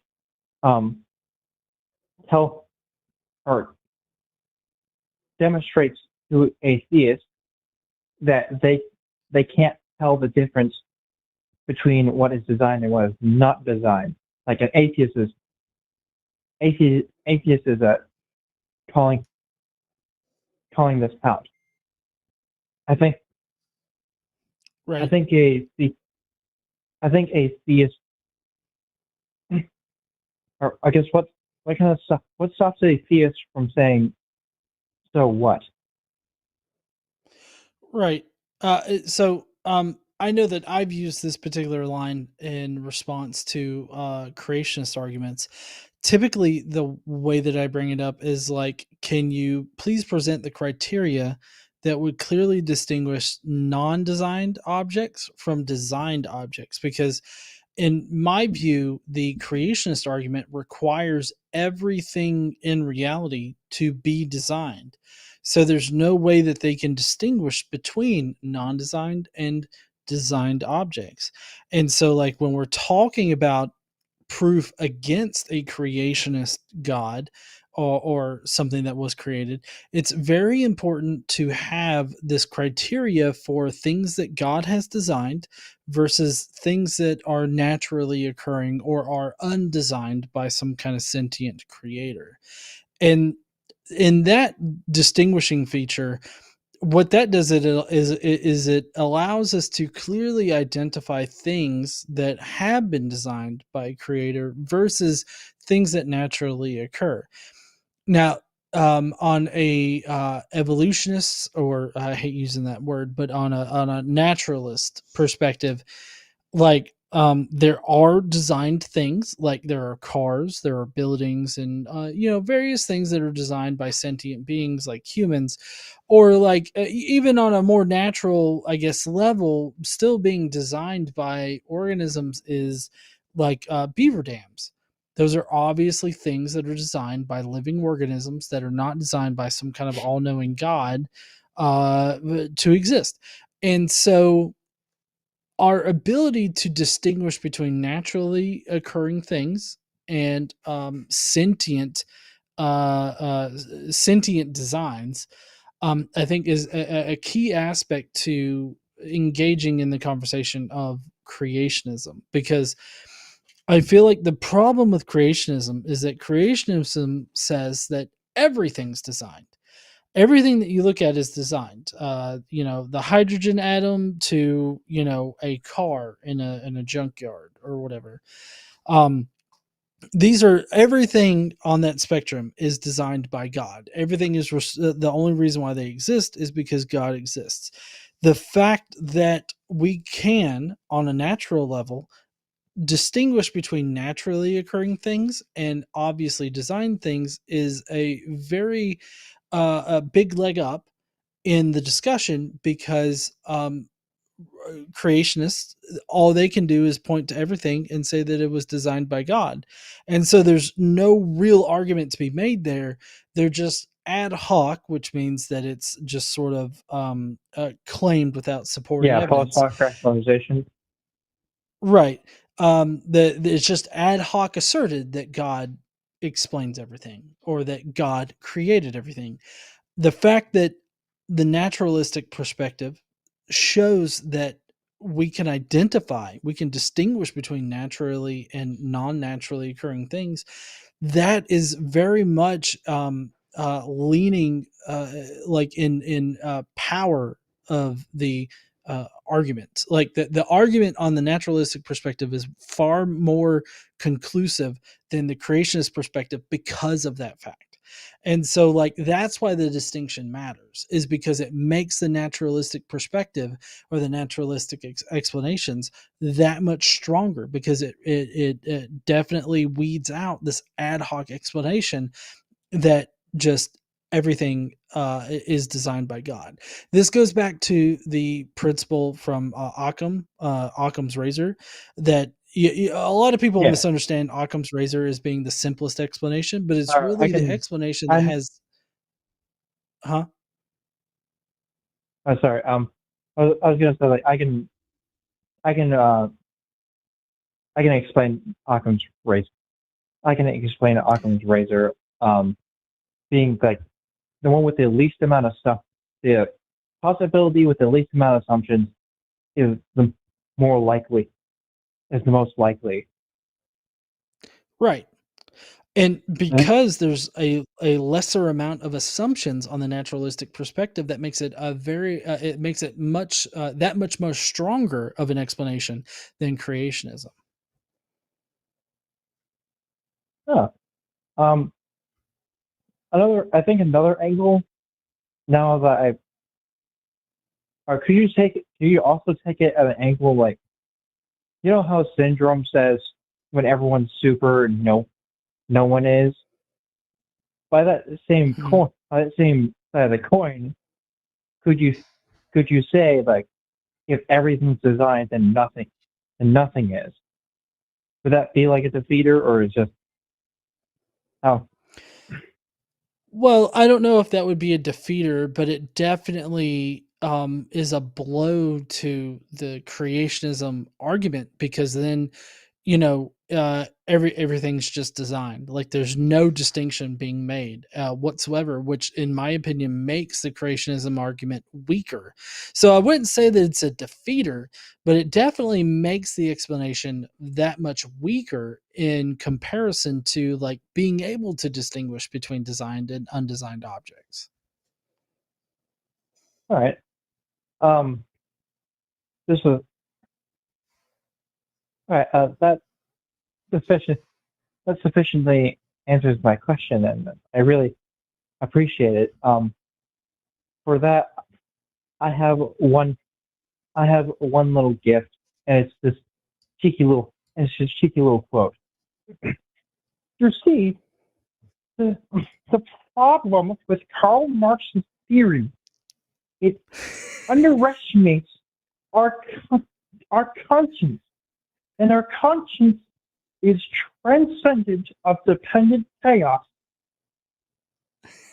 That's actually pretty good. No, I caught some Peterson vibes off that. I did. So I did. Yeah, I think you nailed the voice too. In response, though, I would say that your consciousness requires the light of mortality.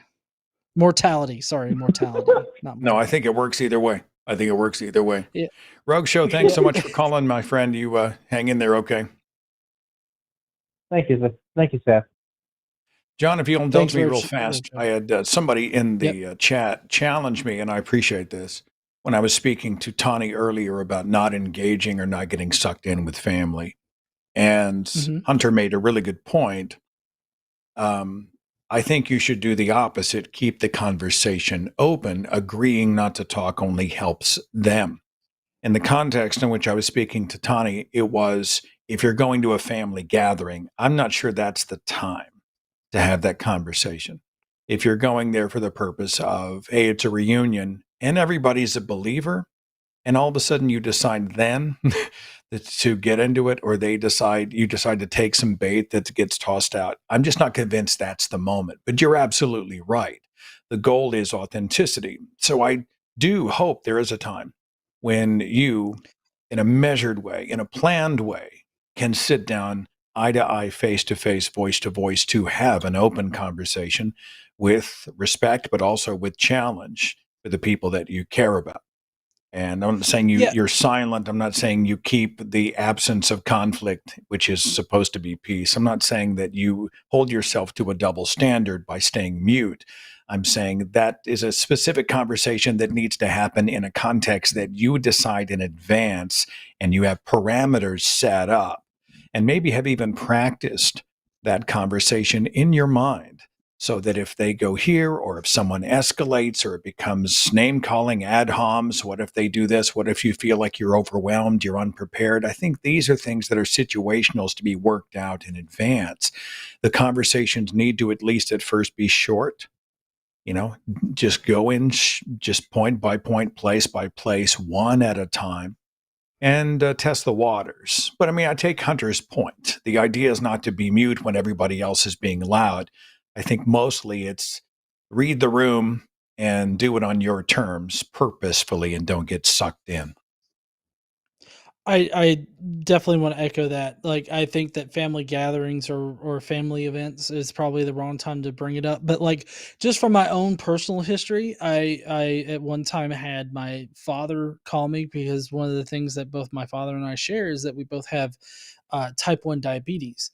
And my father shared with me that like apparently God protected him and guided him home when he was having a low sugar episode. And for those of you that aren't diabetic and you have a low sugar, like you forget things like that mechanism that converts short-term memory to long-term memory just doesn't operate because of how low your sugar is.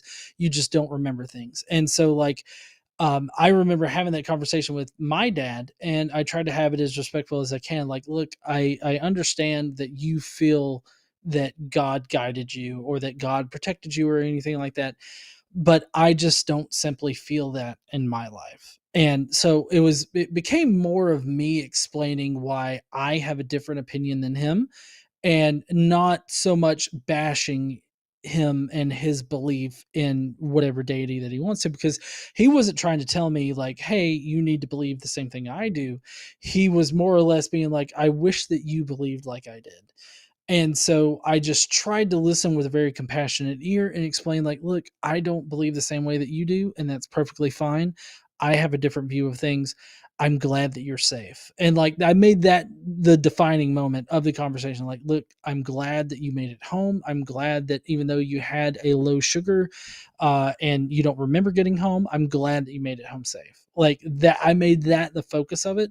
But I think that, coming to that sort of position where you're both understanding, like we both believe in different things. I'm not trying to force you to believe in something different. And that is kind of where both my dad and I rest right now, is that he believes in something different than me, and we both can agree on the things that we agree on. And we sort of bond in that particular sort of, I guess, demilitarized zone as far Wow. as like what we believe. What's that in even things. like, man? I hadn't had that experience. Good for you. I can tell you what it's like. It's the key to life that explores a jumble of belonging. You know what I did with my own mother? I remember saying, do you believe that Jesus can do everything? There's no limit to God. Absolutely. Do you believe that God wants me to be saved?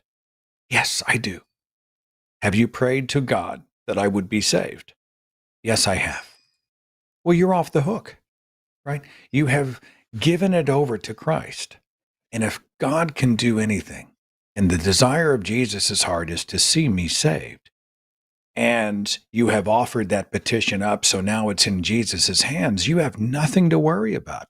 Why fret? Why lose any sleep, right? Your prayers will be answered.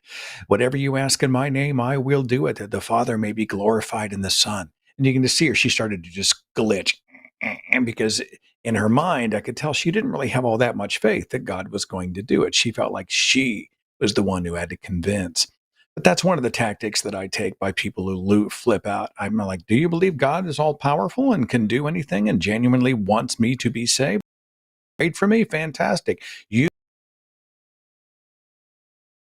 off to the Almighty and you can relax and let him do his miracle work. And that's a tactic that I have employed from time to time.